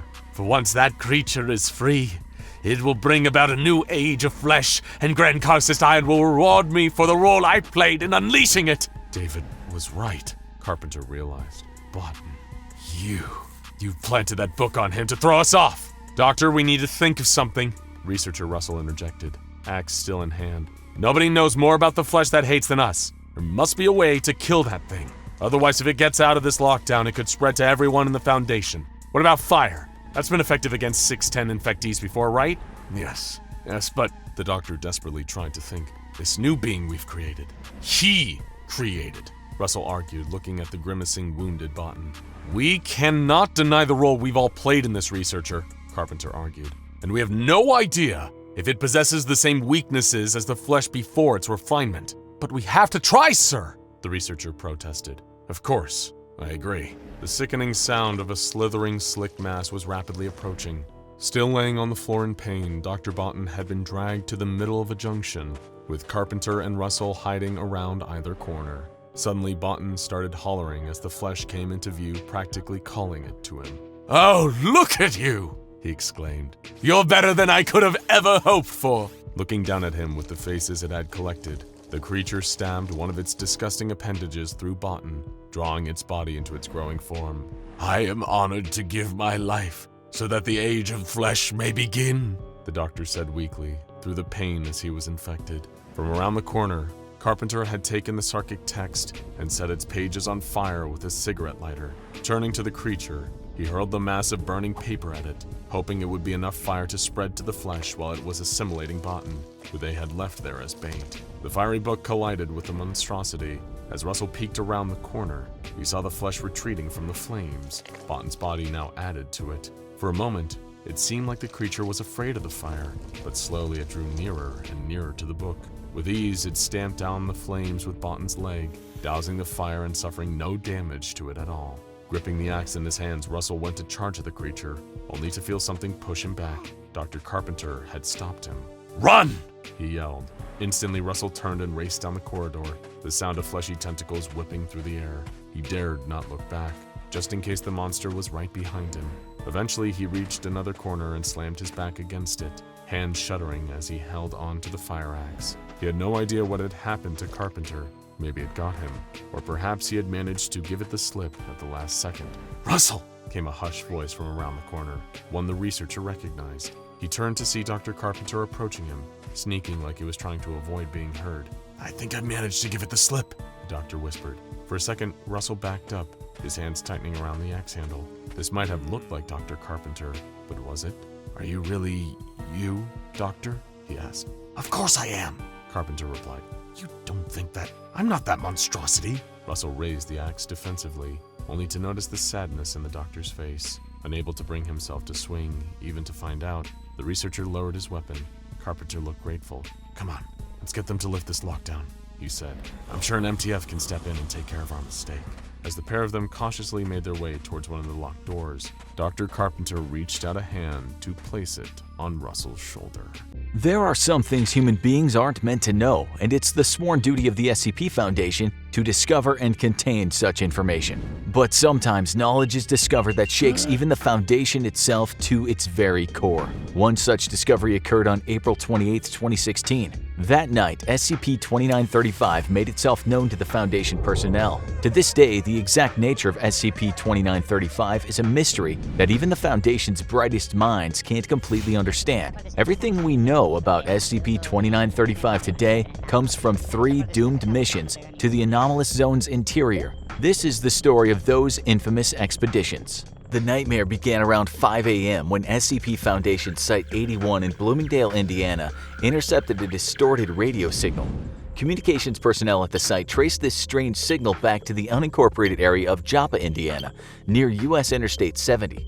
As is Foundation policy, a team of field agents were dispatched to the location in order to determine what they were dealing with. However, rather than finding anything that could logically produce such a signal, they instead discovered a long-abandoned cemetery. The most recent death on any of the tombstones was recorded as being over 100 years ago, all the way back in 1908. On further investigation, the Foundation discovered an unmapped limestone cave opening beneath the cemetery, and when they sent a drone into the depths of the cave, it appeared to quickly exit out the other side of the cave. But something wasn't right. The area that the drone was observing appeared consistent with the landscape from which it entered, but now it looked somehow grayer. It lacked the color of life of the place it just come from. The grass was dead, there were no trees, no shrubs, no animals or birds in the sky. They weren't looking at our world, they were looking at a strange reflection of our world on the other side of the cave. In fact, it wasn't a cave at all, it was a passageway between 2 dimensions. It was SCP-2935. Just then, they were able to unscramble the distorted transmission they'd been receiving. It went as follows. This is an automated emergency broadcast from the SCP Foundation and your national government. One or more of our sites is experiencing a communication breakdown, likely due to a containment breach of unknown magnitude. All citizens are ordered to stay in their homes as containment teams work to secure the breach. This message will broadcast from April 20th, 2016 until... At that point, the message would cut and repeat, as it had for 8 straight days. The message source? Site-81, but not this Site-81. The SCP Foundation was receiving an emergency distress signal from themselves in another dimension, a bizarre event that even the Foundation had never experienced before. Field agents were terrified by the implications of what they just heard and contacted Site-81 Command to request additional units. The Foundation wished to fully understand this anomaly as quickly as possible due to the potential threat it could pose toward the Foundation, so they dispatched Mobile Task Force Epsilon 13, codenamed Manifest Destiny, to perform the first of 3 manned missions into the heart of the anomalous zone. The first exploratory mission into SCP-2935 was codenamed Gauntlet and consisted of a 4-man team fitted with full hazmat suits and direct video and audio links to Mission Command. The team was led by a field operative known only as Agent Juno.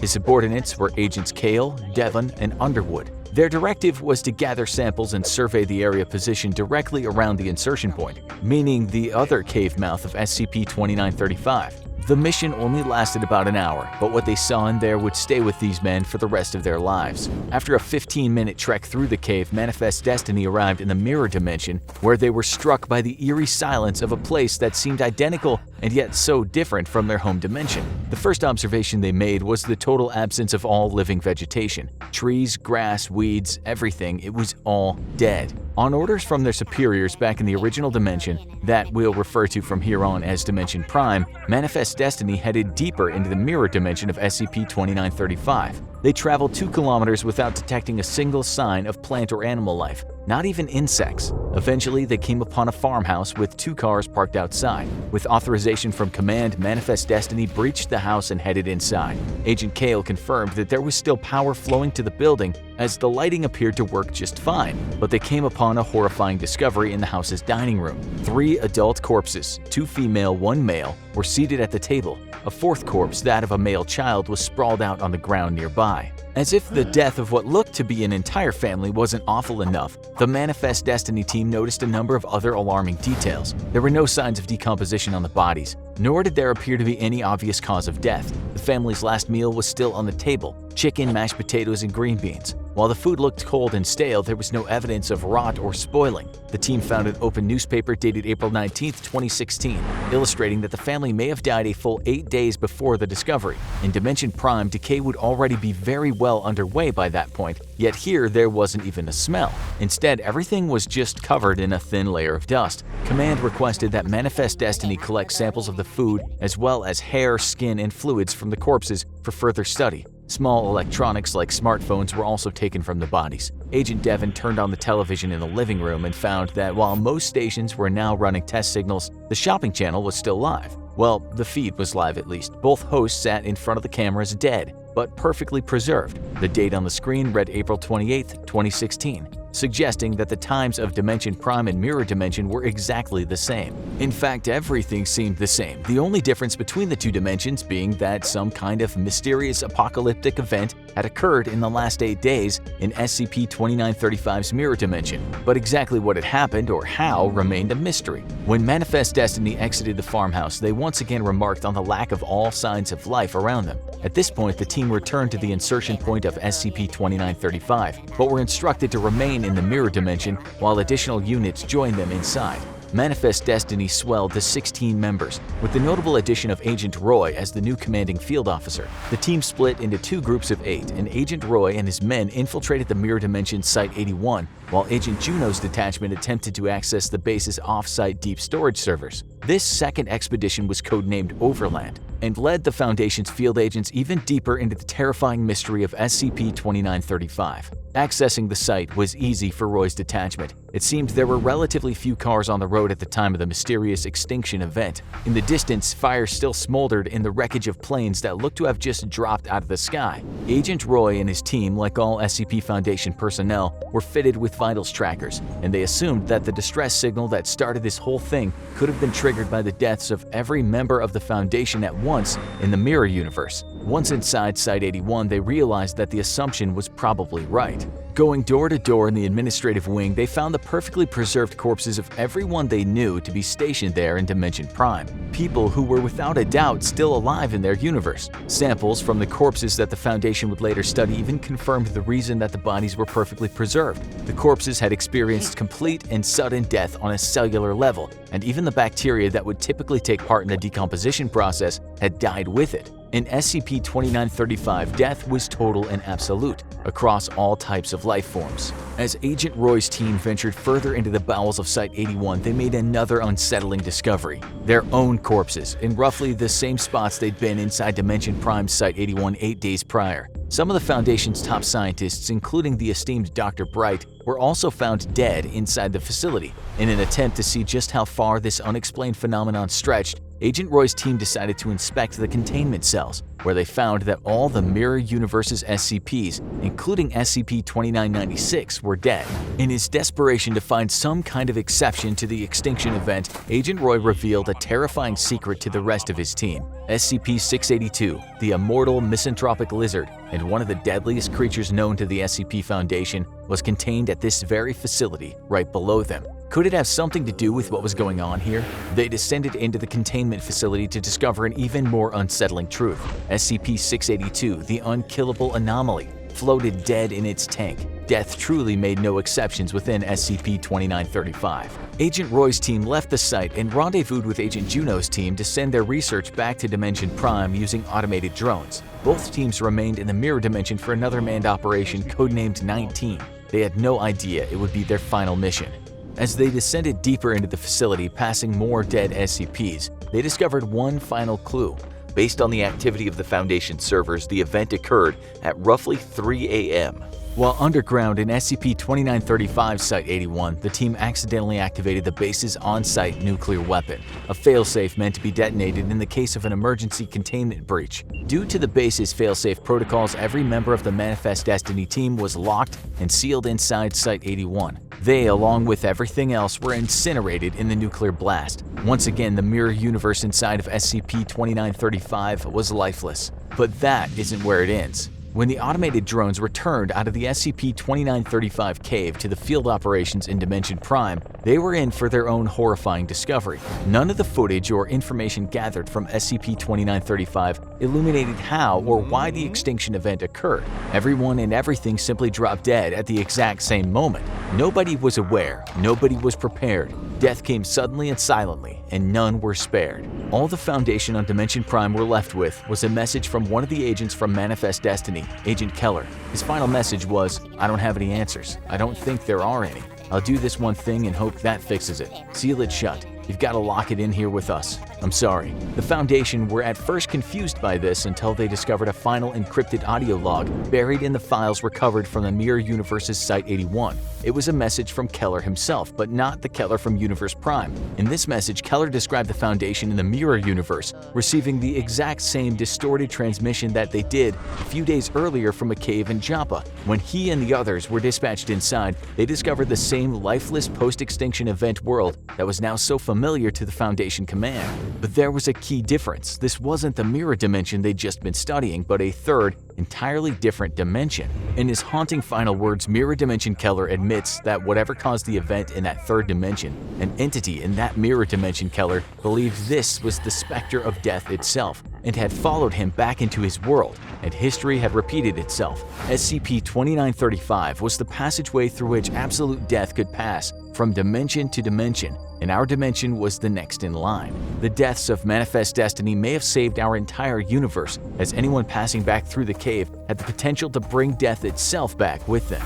The Foundation decided in the end to follow Keller's advice. They sealed the entrance to SCP-2935 with concrete and now kept it under constant watch, since what waits behind the barrier is an entity even they have no power to stop if it ever got through. After all, it had killed them all before, or at least another version of them. What's one more dimension on the pile? Why, it may now just seem like a simple slab of concrete under an abandoned cemetery. This is why SCP-2935 might be the most dangerous SCP of all. Even before she was a fully fledged doctor, Kate Barker always had a fascination for the outdoors. Growing up, being out among nature felt like she was connected to the wider world, one part of a larger whole. She intuited from a very young age that the Earth had a system in place, full of millions, if not billions of parts that all work together in the hopes of achieving perfect balance. Humans, animals, and insects, right down to the germs that were so small they couldn't be seen unless under a microscope. And then, of course, there were the plants, trees, flowers, and all manner of other flora that provided the world with so much more than making it look beautiful. And it was so much so that a young Kate wanted to devote her life to helping maintain our beautiful little blue and green planet and understand every part of it. The way she did that changed as the years went on. As a child, it was learning how trees take in carbon dioxide and water, then use the sun's energy to feed themselves and produce oxygen through a process known as photosynthesis. Then, in high school, Kate was writing and giving presentations on the importance of protecting the environment and conserving wildlife, trying to convince her classmates to see the world in the same way she did. By the time college rolled around, that protection took on a seemingly more proactive form, standing out on picket lines in protest when the college announced it would be chopping down its nearby woods to expand the campus. Eventually, she was made Dr. Kate Barker and awarded her PhD in botany and plant science. She thought that would be when the real work began. Having climbed her way up to achieving her degree was only the first step.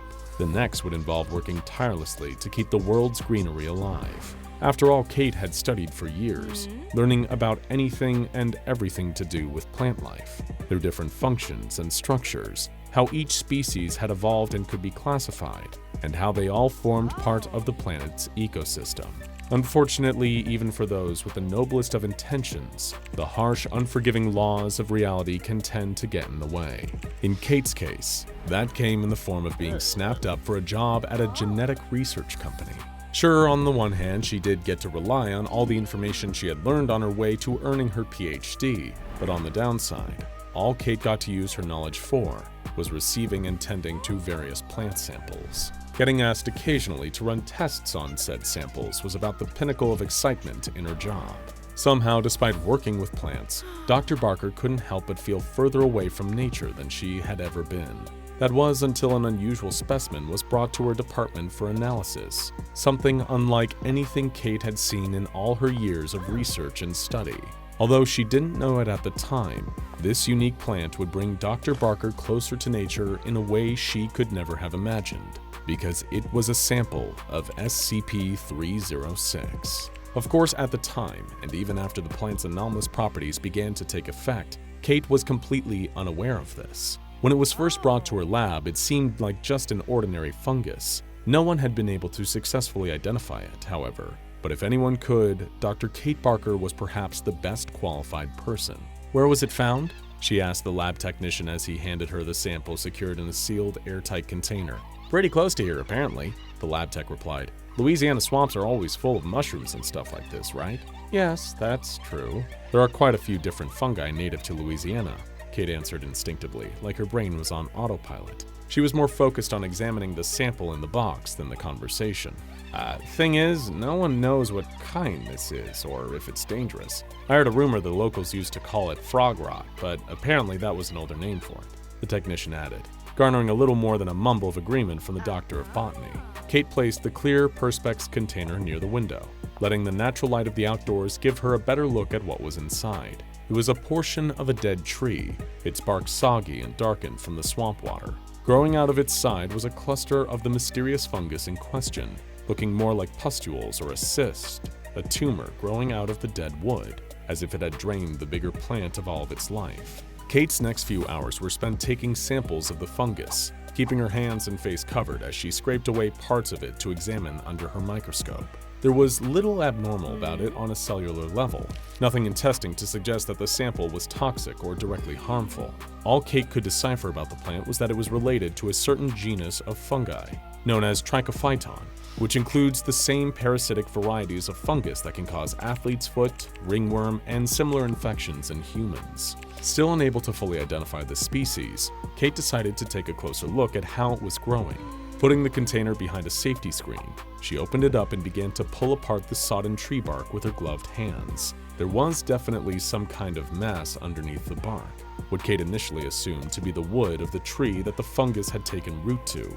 Nothing could have prepared her for how wrong she was. As the bark split apart and crumbled away, it revealed what was underneath, a cottontail swamp rabbit. The fungi took on even more of a tumor-like appearance when Dr. Barker saw that it was actually growing out of the rabbit's back, having actually taken root within the poor creature's body.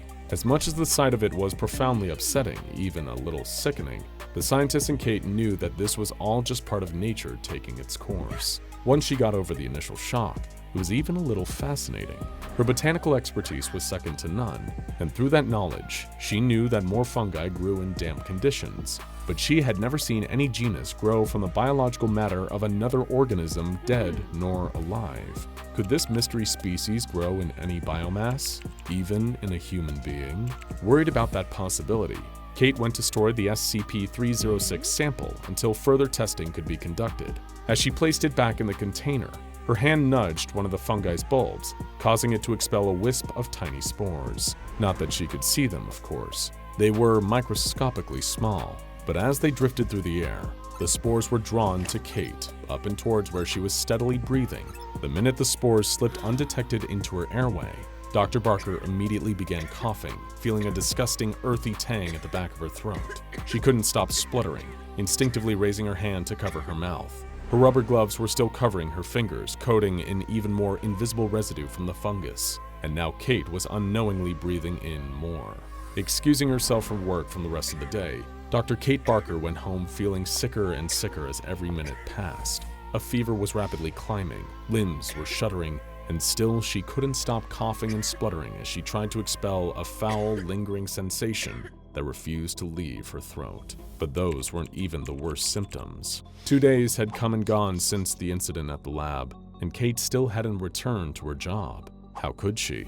She felt awful and looked far worse. Large lesions had started appearing on her skin, rapidly turning into warts. Just looking at them made Kate's stomach turn, and on a few occasions, poking at them and feeling these alien lumps on her skin caused her to vomit. Every night she would go to bed, her body rapidly switching from sweltering hot, then becoming cold enough to cause Kate to shiver uncontrollably. At first it looked like the lesions were clearing, falling away from her skin soon after they had fully formed into warts. But the fleeting bit of hope that gave her was quickly wiped away when new ones started to grow in their place. This didn't just feel like the flu, or any other type of sickness for that matter. It felt painful on the deepest, tiniest level. During what little restless sleep she did get, Kate kept having nightmares about doctors looking at her cells under a microscope, watching them changing into something else. It had been over 2 weeks since she had first been exposed to SCP-306's spores, and still, she hadn't been well enough to get back to work. Each time Kate had called the Human Resources Department to inform them that she still wasn't any better, they always came out with the same advice. Drink plenty of fluids, try to eat, and keep your strength up. Dr. Barker hadn't stopped eating or drinking, albeit at a very slightly reduced rate. Her appetite had been sapped, along with most of her energy, although she had noticed that she dropped a significant amount of weight in an alarmingly short amount of time. 3 weeks later, Kate flicked on the bathroom light and barely recognized herself. Not only was she no longer at a healthy weight, but her skin. Something was very wrong with her skin. She had developed an abnormal pigmentation, a yellowish-greenish hue, almost like she had somehow developed jaundice. But to the touch, it felt a strange, almost rubbery texture.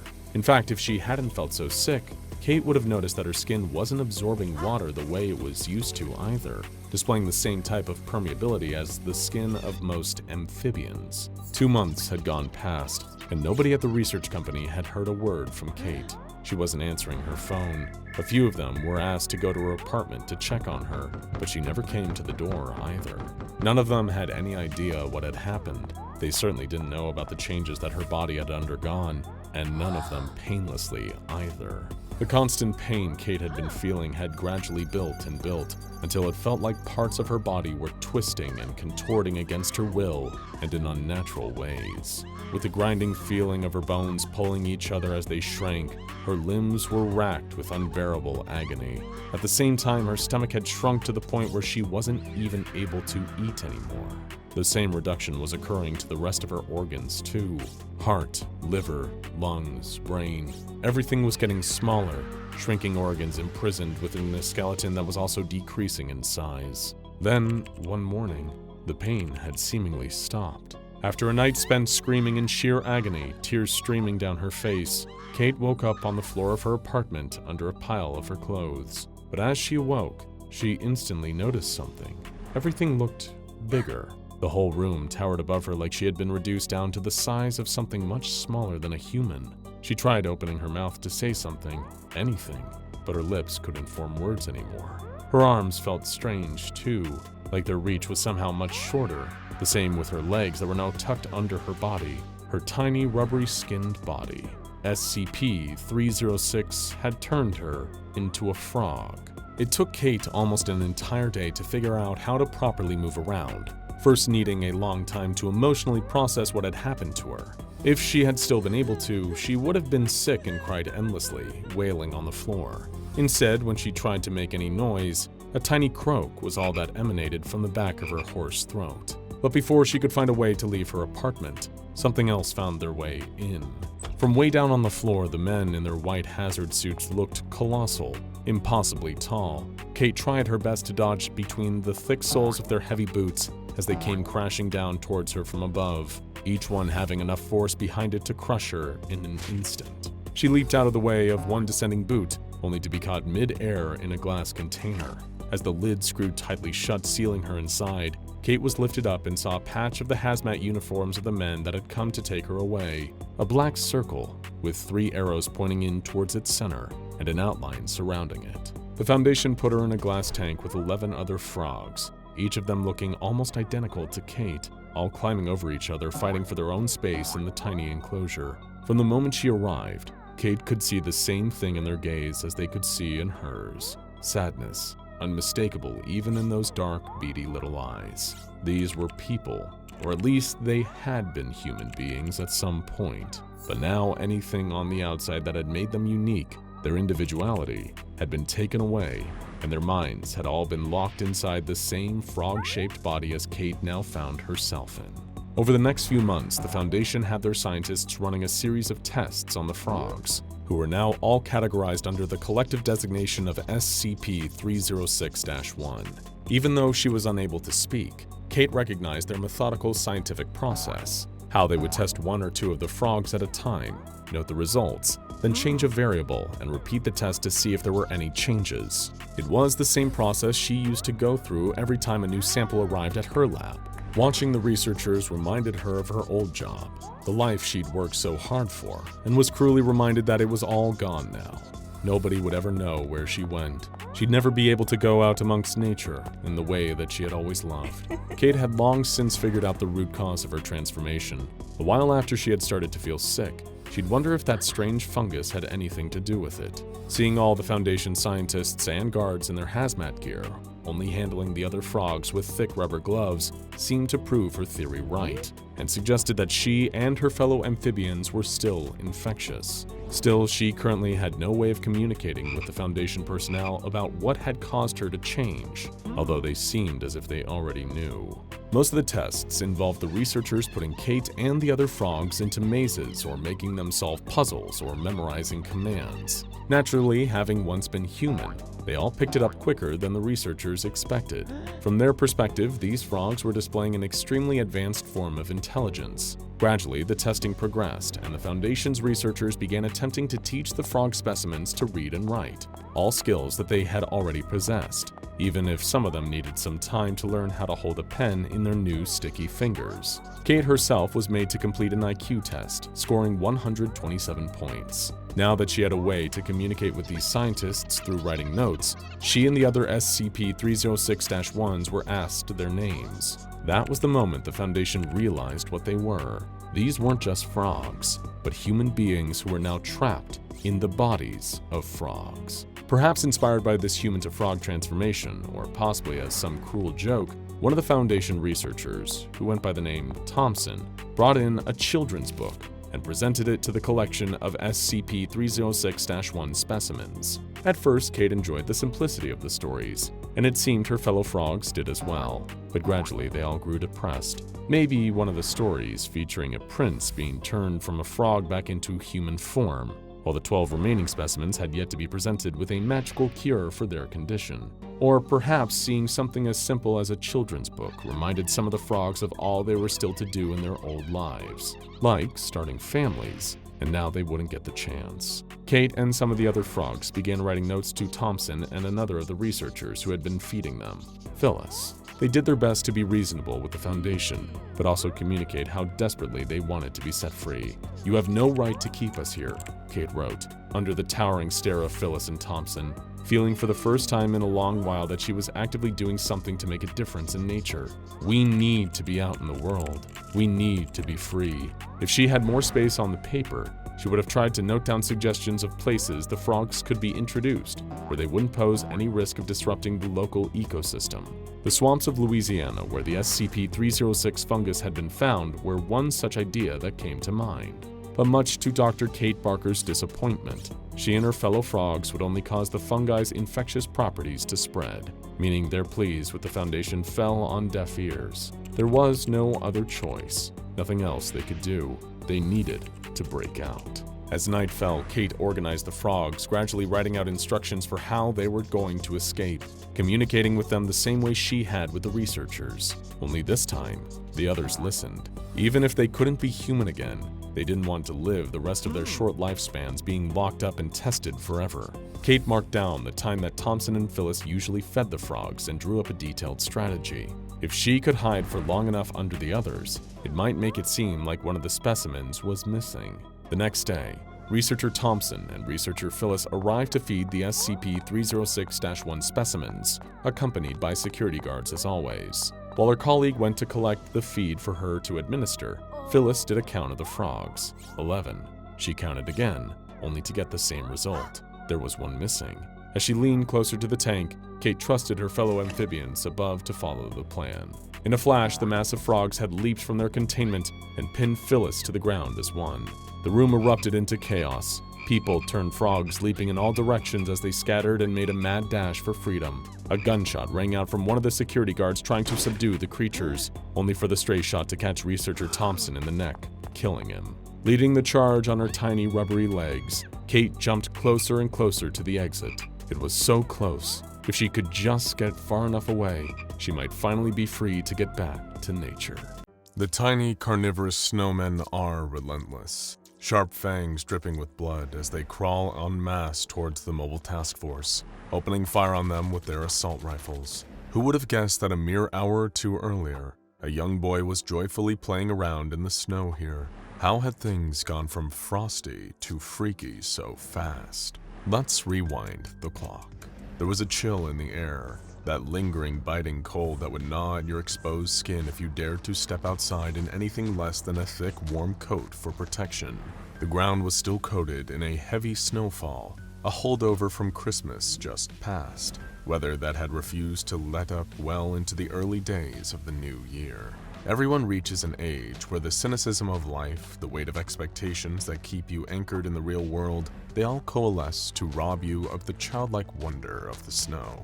As you get older, the snow loses its novelty.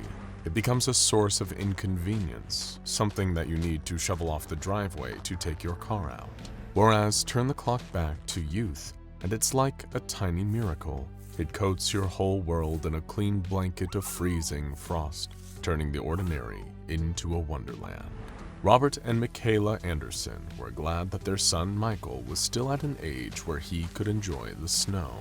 After all, Michaela getting to take her son out in his sled or seeing him hurling snowballs at Robert was able to provide them with a little bit of warmth during the freezing cold, snowier months in Missouri. Optimism was never enough to melt the snow, however, and maybe that's what drew in those creatures, the snowmen. It was early 2019, not even a full 2 weeks into the year. By now, Michael had gotten used to the fact that after Christmas and New Year's Day, a begrudging return to school would soon follow.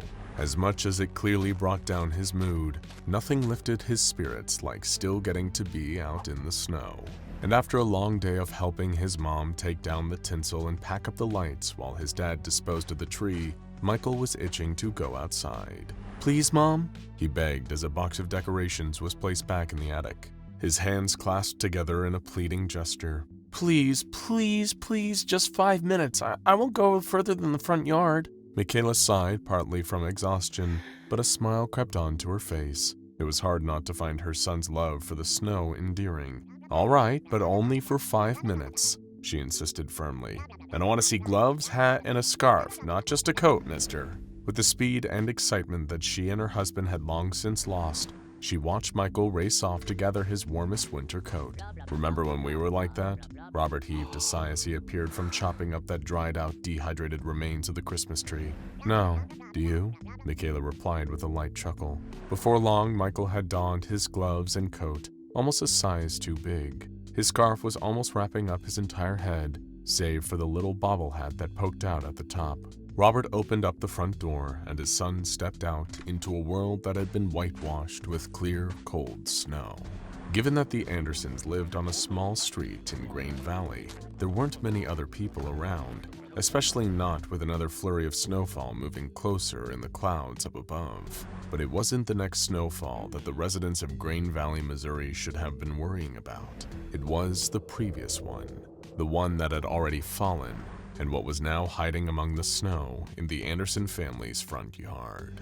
Having few other kids his own age to play with and not being allowed to venture too far from the front porch, Michael was content to spend his precious time outdoors making snow angels or practicing throwing snowballs. He had long been trying to get one to clear the roof of the small house he and his parents shared, leaving a few scattered patches of snow embedded on the roof shingles. A few meters from the front door stood a snowman. Granted, that was hardly a rare sight at this time of year, especially in the cold weather, but what was so unusual about it was that Michael hadn't remembered making a snowman recently. His parents hadn't let him out in the snow on his own since the start of the new year, given how badly the downfall and icy winds had been for the first week of January. Sure, somebody else could have made it, taking a pause as they passed by the Andersons' front yard, although not Michael nor either of his parents had spotted anyone doing that. The snowman itself was featureless, the white of its ice-cold body smeared with mud and dead leaves,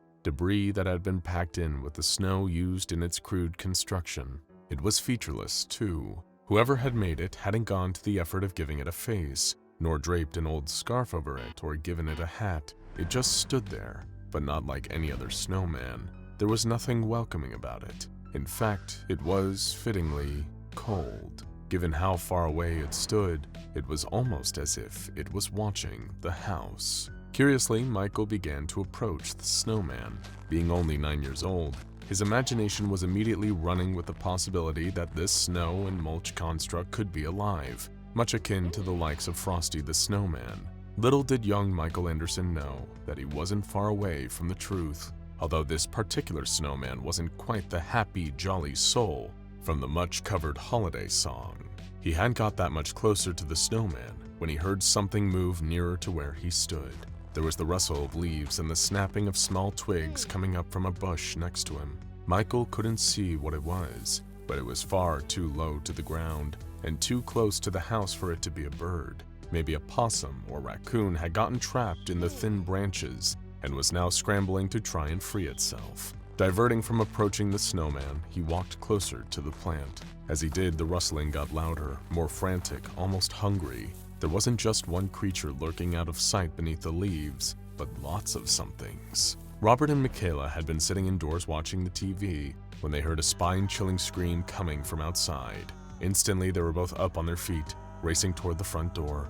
Robert threw it open, and Michael dashed inside in floods of fearful tears. "What happened, sweetie?" Michaela asked, concerned, brushing snowflakes from her son's coat. "Are you okay? Did you slip?" Through crying and sniffling, shaking uncontrollably with how afraid he was, Michael couldn't find the words to answer. Instead, he pointed through the still open door directly at the snowman, still standing at the edge of the front yard. "How long has that been there?" Robert wondered aloud, taking a single step outside. "Don't, Dad!" Michael screamed, but it was already too late. Something small and speedy had leaped out of the snow in the front yard and latched onto Robert's leg. He howled as he felt searing pain, bitten by rows of tiny pointed teeth, as sharp as needles and as bitterly cold as ice. Stumbling back, Robert Anderson fell over and landed on the floor in the front hallway, inadvertently carrying whatever had attacked him into his home.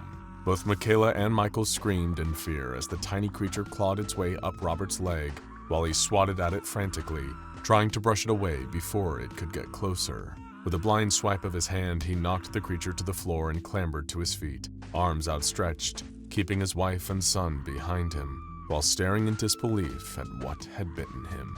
It was barely more than half a meter tall, a tiny, white snowman. Bulbous, bloodied eyes bulged from its head, much like those of an insect. Directly between the eyes was a hole, a mouth not unlike a lamprey, lined with rows of sharp teeth that all pointed inwards. It reared up and lunged toward the Anderson family in a display of aggression that caused all three of them to jump. warily backing away from the snow creature.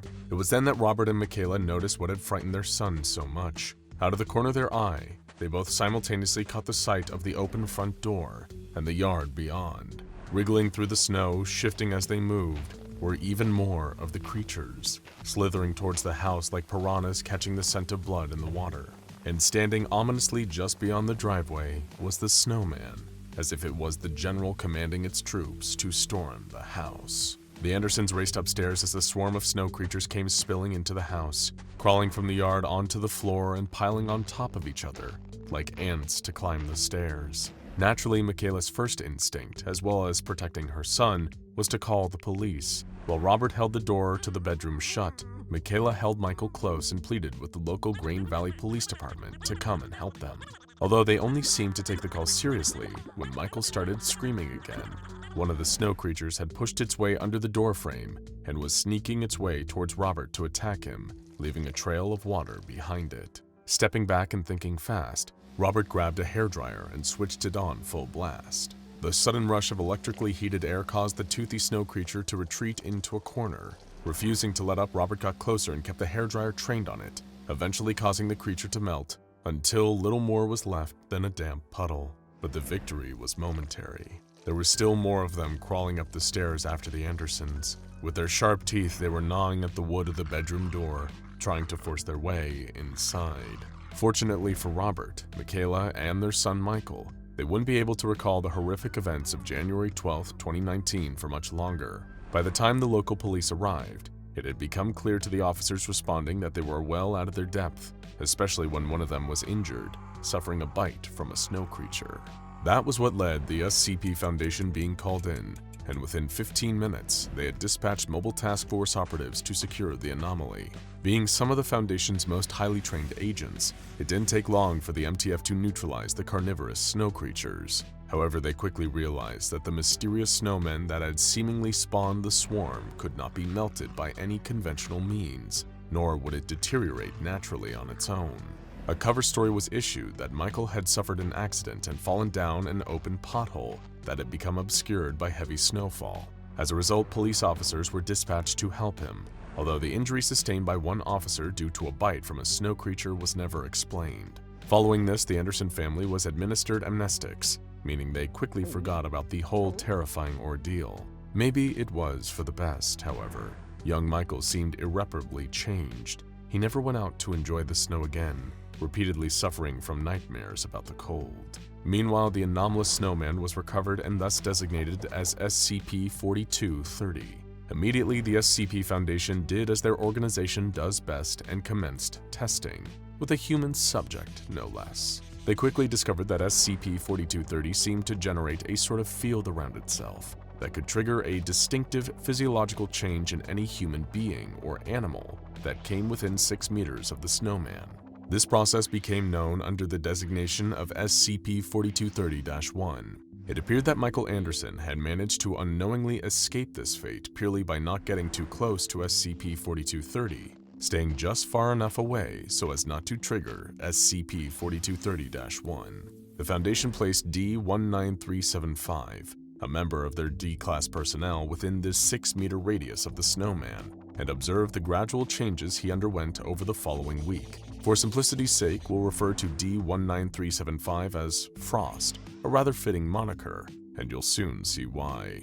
Within a day of exposure to the snowman, Frost complained to a senior researcher that he felt a lot colder than usual, although he exhibited no other observable symptoms beyond the coughing and sniffling of a common cold. By the following day, Frost was far worse for wear, appearing to have lost significant body mass to the point where he'd appeared to have been malnourished. His cold-like symptoms had continued, accompanied by disorienting dizziness, and as if all that wasn't bad enough, his skin tone had seemingly lost its natural pigment, reduced to an unnaturally pale shade, as white as snow.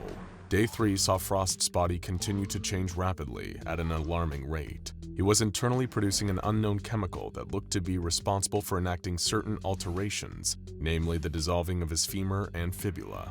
The cold and dizziness were also now made all the worse by the addition of pain to the man's lower body. Frost even reported to Foundation researchers studying him that every movement he was able to make caused him to suffer extreme levels of physical pain. But yet, rather than attempt to cure his condition, the Foundation apathetically observed, noting down the process of SCP-4230-1. Within 5 days of exposure to SCP-4230, naturally occurring substances within Frost's body had traveled downwards and solidified. This was followed by the most shocking stage of the SCP-4230-1 process so far, and one that made the Foundation realize that these weren't just changes, it was a transformation. When Day 5 saw Frost's skeleton physically reshaping itself, his head becoming a sphere and his arms extending outwards like brittle twigs, it soon became clear what was happening to him. He was turning into a snowman. Rendered immobile and blind, a week after SCP-4230-1 began to take effect, Frost had started to secrete an unknown substance. This liquid lowered his body temperature, freezing almost instantly, and turning his skin into an icy white mass, worryingly similar to snow. Sure enough, on the 8th day, the extent of the SCP-4230-1 process was made evident. Frost had already perished, his body now looking identical to a plain, featureless snowman. No eyes or face, just a blank, cold slate. But underneath the outer layer of snow, Frost's bones and the rest of his organs were still contained inside. From the outside, though, he wasn't even human anymore. Just an instance of what became known as SCP-4230-A. However, being turned into another snowman by close proximity to SCP-4230 wasn't even the worst part. By now, you might be wondering, what were those snow creatures that attacked the Andersons? You'd be forgiven for thinking that perhaps these were rodents or other wild animals affected by SCP-4230-1. After all, testing has shown that the process doesn't just alter human physiology, but these carnivorous needle-toothed creatures are known as SCP-4230-Bs. And they are nasty little critters, to say the least. When a person or animal is turned into a snowman during SCP-4230-1, becoming one of these instances is far from the full extent of the transformation. The tests the Foundation conducted on Frost, and presumably on numerous other D-Class personnel as well, led to them discovering the further alterations made when someone becomes an SCP-4230-A instance. Their freezing, snow-encased bodies become hosts for white, spherical eggs. After a subject like Frost becomes an SCP-4230-A snowman, these eggs will hatch within 72 hours, producing up to 19 instances of SCP-4230-B creatures. The Foundation was quick to examine these bizarre snow spawn, gathering up as many as they could for testing. They found that instances of SCP-4230-B matured to adulthood remarkably quickly, reaching adulthood in 15 seconds. Destroying the eggs containing these creatures seemed to be an effective way of preventing swarms of SCP-4230-Bs from getting loose, although the snowman each egg came from would also have to be destroyed to achieve this result. Also, the lifespans of the smaller snow creatures only lasted for a total of 24 hours, and they would melt away after a full day of life, regardless of the surrounding temperature. SCP-4230-Bs seem uninterested in food that was presented to them. Specifically, one test involved giving a snow creature a head of lettuce and a watermelon.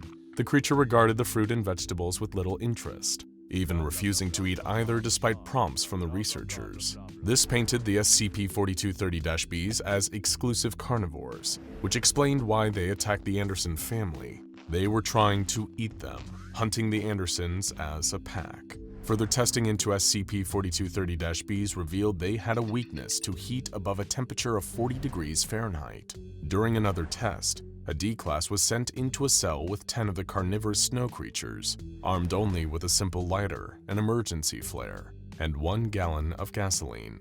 Immediately, all 10 of the SCP-4230-Bs crawled toward the man, hungry, and determined him to be a new source of food. That is, until they noticed the lighter he was carrying. The D-Class frantically clicked the spark wheel until the flame danced from the lighter, causing 7 of the creatures to back away from the heat source cautiously. The D-Class was able to kill the remaining 3 instances in self-defense, causing them to melt with little effort. He was far luckier than the subject of the next test would be.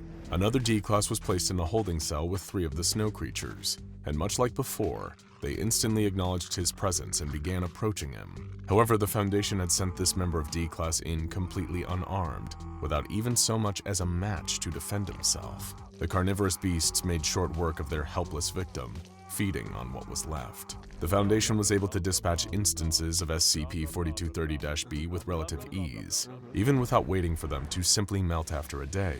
The use of flamethrowers or drawing them into warmer areas seemed effective enough at destroying the small snowman that hatched out of SCP-4230-A bodies. However, some bright spark at the Foundation decided to test what would happen if the opposite element was used against SCP-4230-B creatures. Were they vulnerable to the snow despite being made from a snow-like substance themselves? Another test was conducted to answer this, which involved a small snowball being thrown at one of the SCP-4230-Bs. The result of that incident has been entirely expunged from the Foundation's archives, but it's a safe guess to ask why. Evidently, when attacked using snow or ice, SCP-4230-Bs are seemingly able to adapt in some way that is determined to their attacker. Do they add snow to their mass or become even more aggressive? It's hard to say given the redactions, but the result of that final test were deemed so catastrophic that the Foundation banned any further testing that involved SCP-4230-Bs. As for where SCP-4230 first came from, the Foundation is still baffled. The first reported incident involving the killer snowman and the carnivorous creatures it produced came when the Andersons found themselves under siege by hungry SCP-4230-Bs. Maybe the snowman is just a freak of nature, or the result of an unknown pathogen or microorganism carried in a snowstorm one fateful night. Or perhaps SCP-4230 is something far, far more vicious. Whatever the case, we would recommend waiting for the sun to come back out and the snow to melt, just to be safe. The creature let out an unmistakable squeal of rage as stimulus Y-835 took effect. Dr. Christensen pressed his face up against the glass, eager to see the results. It had to work this time. It simply had to.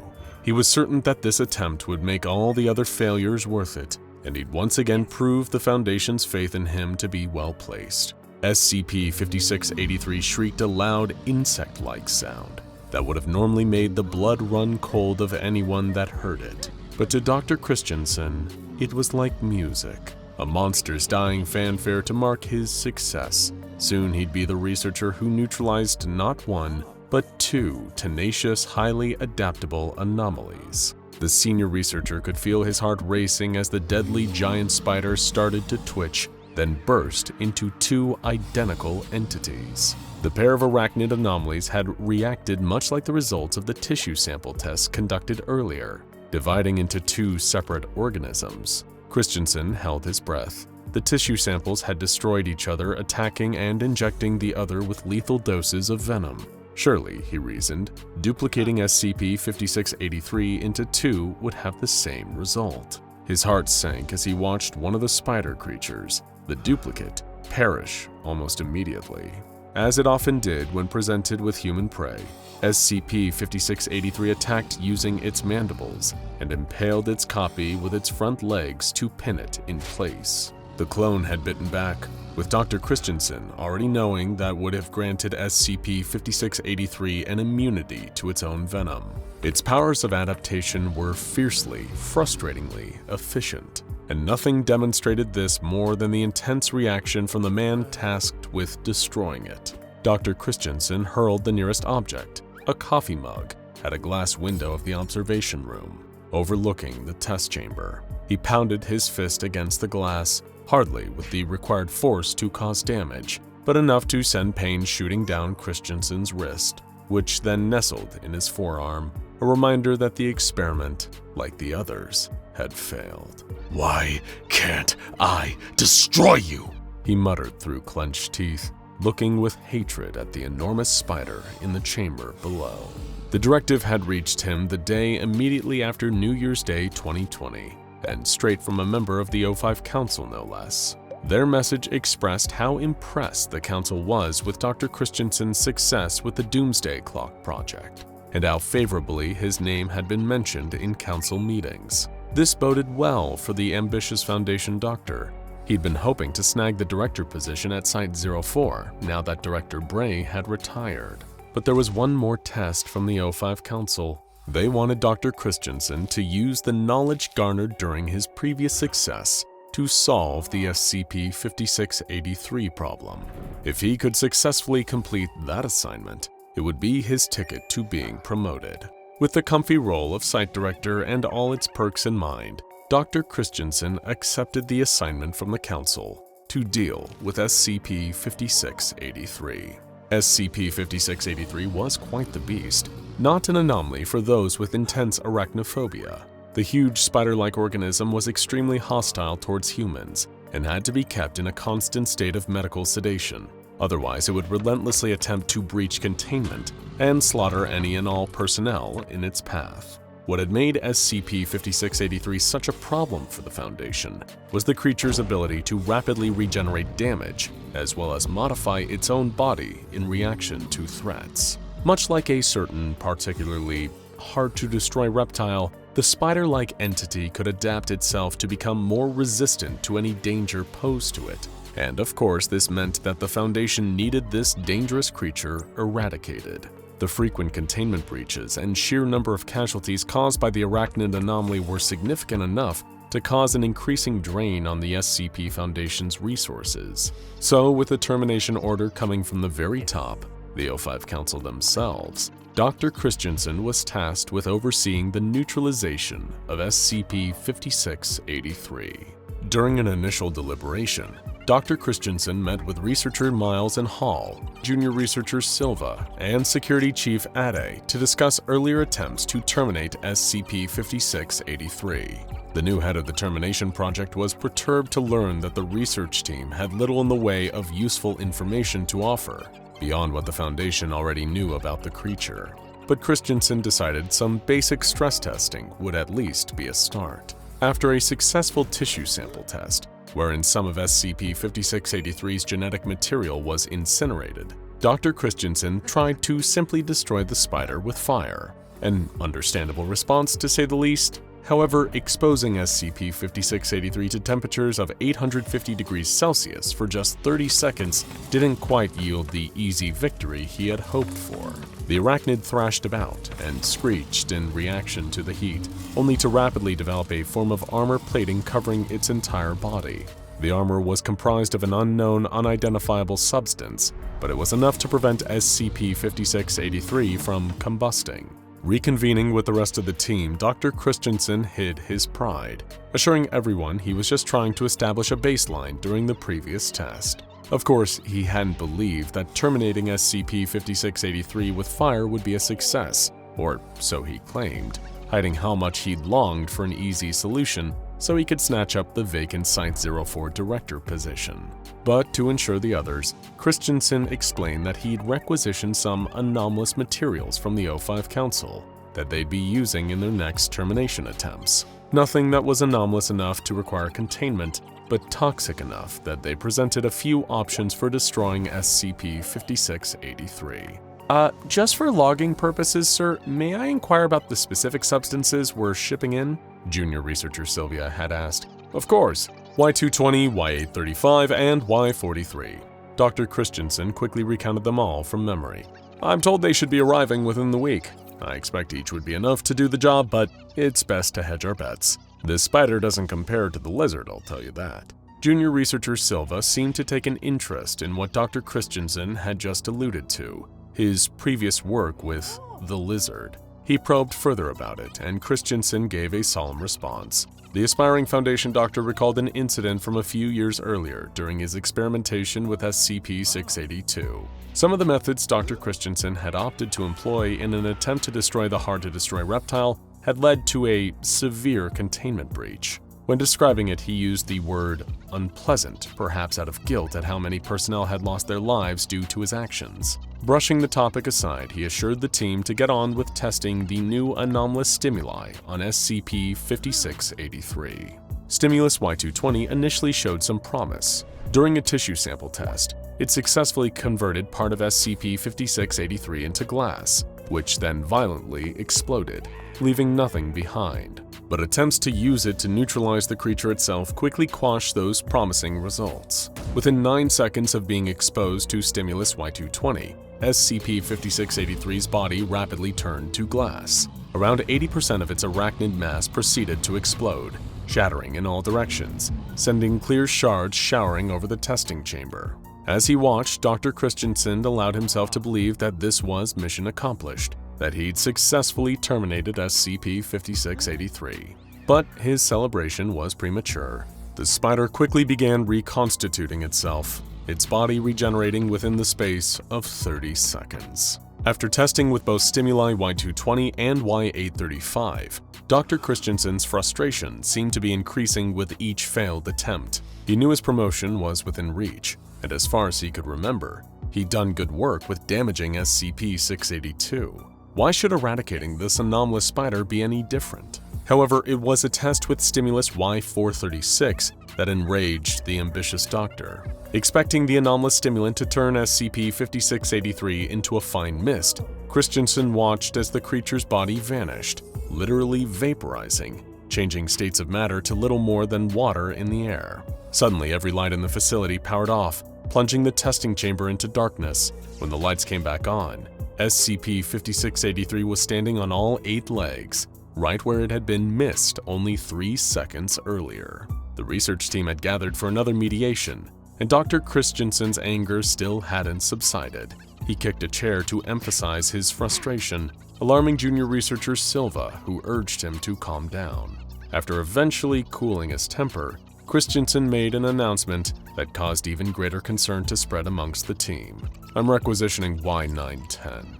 Researcher Halls and Researcher Miles objected, trying to get Dr. Christensen to realize that the course of this action was excessive, overkill even. But Christensen disregarded them, standing by his latest method for terminating SCP-5683. The Global Occult Coalition had previously used Y910 to poison gods. He felt sure that it would work on one anomalous giant spider. His time was running short. Dr. Christensen was aware that any day now, the O5 Council would be appointing a replacement director of Site-04, and he wanted that promotion.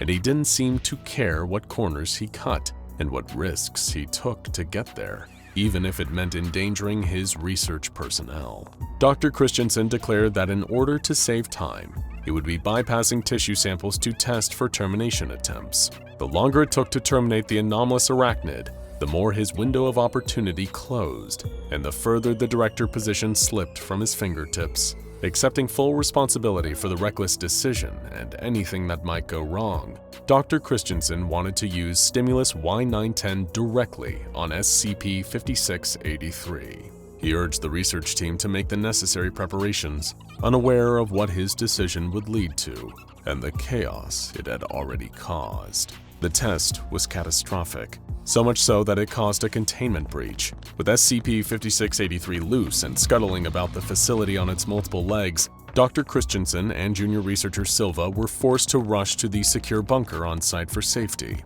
Christensen was in a state of panic until he noticed something, and not for the first time either. He'd been detecting a foul smell whenever he'd conducted the meetings to discuss termination options. But the other members of the research team had quickly explained it was nothing more than repeated accidents in the cafeteria. But here was the stench again, worse than ever. Yet junior researcher Silva brushed it off again, stating that SCP-5683 must have gotten into the facility's reactor. The junior researcher quickly became inconsolable, stating that the whole situation was his fault. Dr. Christensen interjected, demanding to know how it was and what Silva had done to cause this situation. He replied that it was his duty to oppose ill-advised actions, and when Christensen had declared his intention to use Y910, the junior researcher hadn't opposed him. Shifting the blame from himself onto his subordinate, Dr. Christensen chastised Silva over how many personnel had died because of the junior researcher's refusal to do his job, ignoring that it was Christensen's own ambitions that had led to the current chaos. Refusing to be made a scapegoat, Dr. Christensen vowed to pin the full culpability for SCP-5683's containment breach onto junior researcher Silva, saying he'd tell the O5 Council the so-called truth about what had happened. but Silva pointed out that there wasn't much of a likelihood that the bunker would survive the reactor overloading. He urged the ambitious Foundation doctor to admit some responsibility of his own for what had happened, but Christensen refused. Suddenly, there came a thunderous banging at the bunker door. A debilitating pang of fear struck Dr. Christensen, causing him to scream and retreat from the entrance, yelling "No" and "Please," as if he was pleading with the universe itself to spare him from the spider. Junior researcher Silva walked over to the bunker door just as strong arachnid legs tore the heavy steel bulkhead off its hinges like it was made of little more than wet paper. There was SCP-5683, the enormous spider skittering into the bunker, screeching all the while. Silva had put himself between SCP-5683 and the ambitious Foundation doctor, whose hunger for a promotion had led to all this carnage. The junior researcher announced his noble intention to sacrifice himself, occupying the creature while urging Christensen to run. The doctor shoved Silva towards the spider and prepared to run, then all of a sudden, SCP-5683 vanished. Junior researcher Silva told Dr. Christensen he was disappointed, before researcher Miles, researcher Hall, and security chief Ade all entered the bunker through the torn open hole where the door had been. Christensen questioned where SCP-5683 had gone, to which Silva explained there was little reason to keep a dummy around once it had served its purpose as a substitute. "You mentioned you worked with the lizards, sir," the junior researcher recounted, "that there was a containment breach. If you don't terribly mind me asking, how did you escape that situation? It seemed quite lethal, didn't it?" Afraid and confused, Dr. Christensen asked where he was. Hall and Miles urged him not to ask questions he already knew the answer to. Silva explained who they all were, a jury, specifically Dr. Christensen's jury, and according to them, the ambitious doctor had disgraced himself again. Christensen had been there for a long time, a considerably long time, reliving the same events over and over again, with SCP-5683 acting as a substitute for SCP-682. It was the same situation, he'd made the same decisions, the same mistakes, and it had cost lives. Now Dr. Christensen was trapped in an endless loop, penance for the casualties that had occurred at his hands, all in the pursuit of his own selfish personal gain. He asked the jury how long he'd be stuck there, a question Silva responded to with, "Until you take responsibility, sir." Immediately, Dr. Christensen tried to admit that this all had been his fault, but he didn't mean it. Not really. He hadn't accepted blame. He just wanted a quick and easy way out of the loop, and the jury of his deceased personnel knew it. Christensen ran for the door in the hopes of escaping his fate. Futile as his chances were, a black iron chain appeared from around the corner and wrapped itself around the overambitious doctor's throat, ignorant of his pleas for forgiveness. Saying he was sorry wouldn't bring back the people who died in service of his aspirations to becoming a site director. The chain dragged Dr. Christensen through the facility at such a speed that he collided with every wall and every corner as he turned sharply, being pulled along the floor. But that and the walls quickly crumbled away, revealing a sight that made Dr. Christensen start screaming that it wasn't his fault, and he never really stopped. What followed involved a great deal of blood and fire. Once it was over, it left behind the same awful stench the doctor had smelt before, and he'd soon be smelling it again too, as the cycle repeated itself. The directive had come straight from a member of the O5 Council. They were impressed with Dr. Christensen, and the ambitious Foundation doctor had been hoping to snag a director position at Site-04. But there was one final test for Dr. Christensen to solve the SCP-5683 problem. Now check out SCP-5000-Y, the full story compilation, and SCP-3023, and then it decided to be an angry spider for more.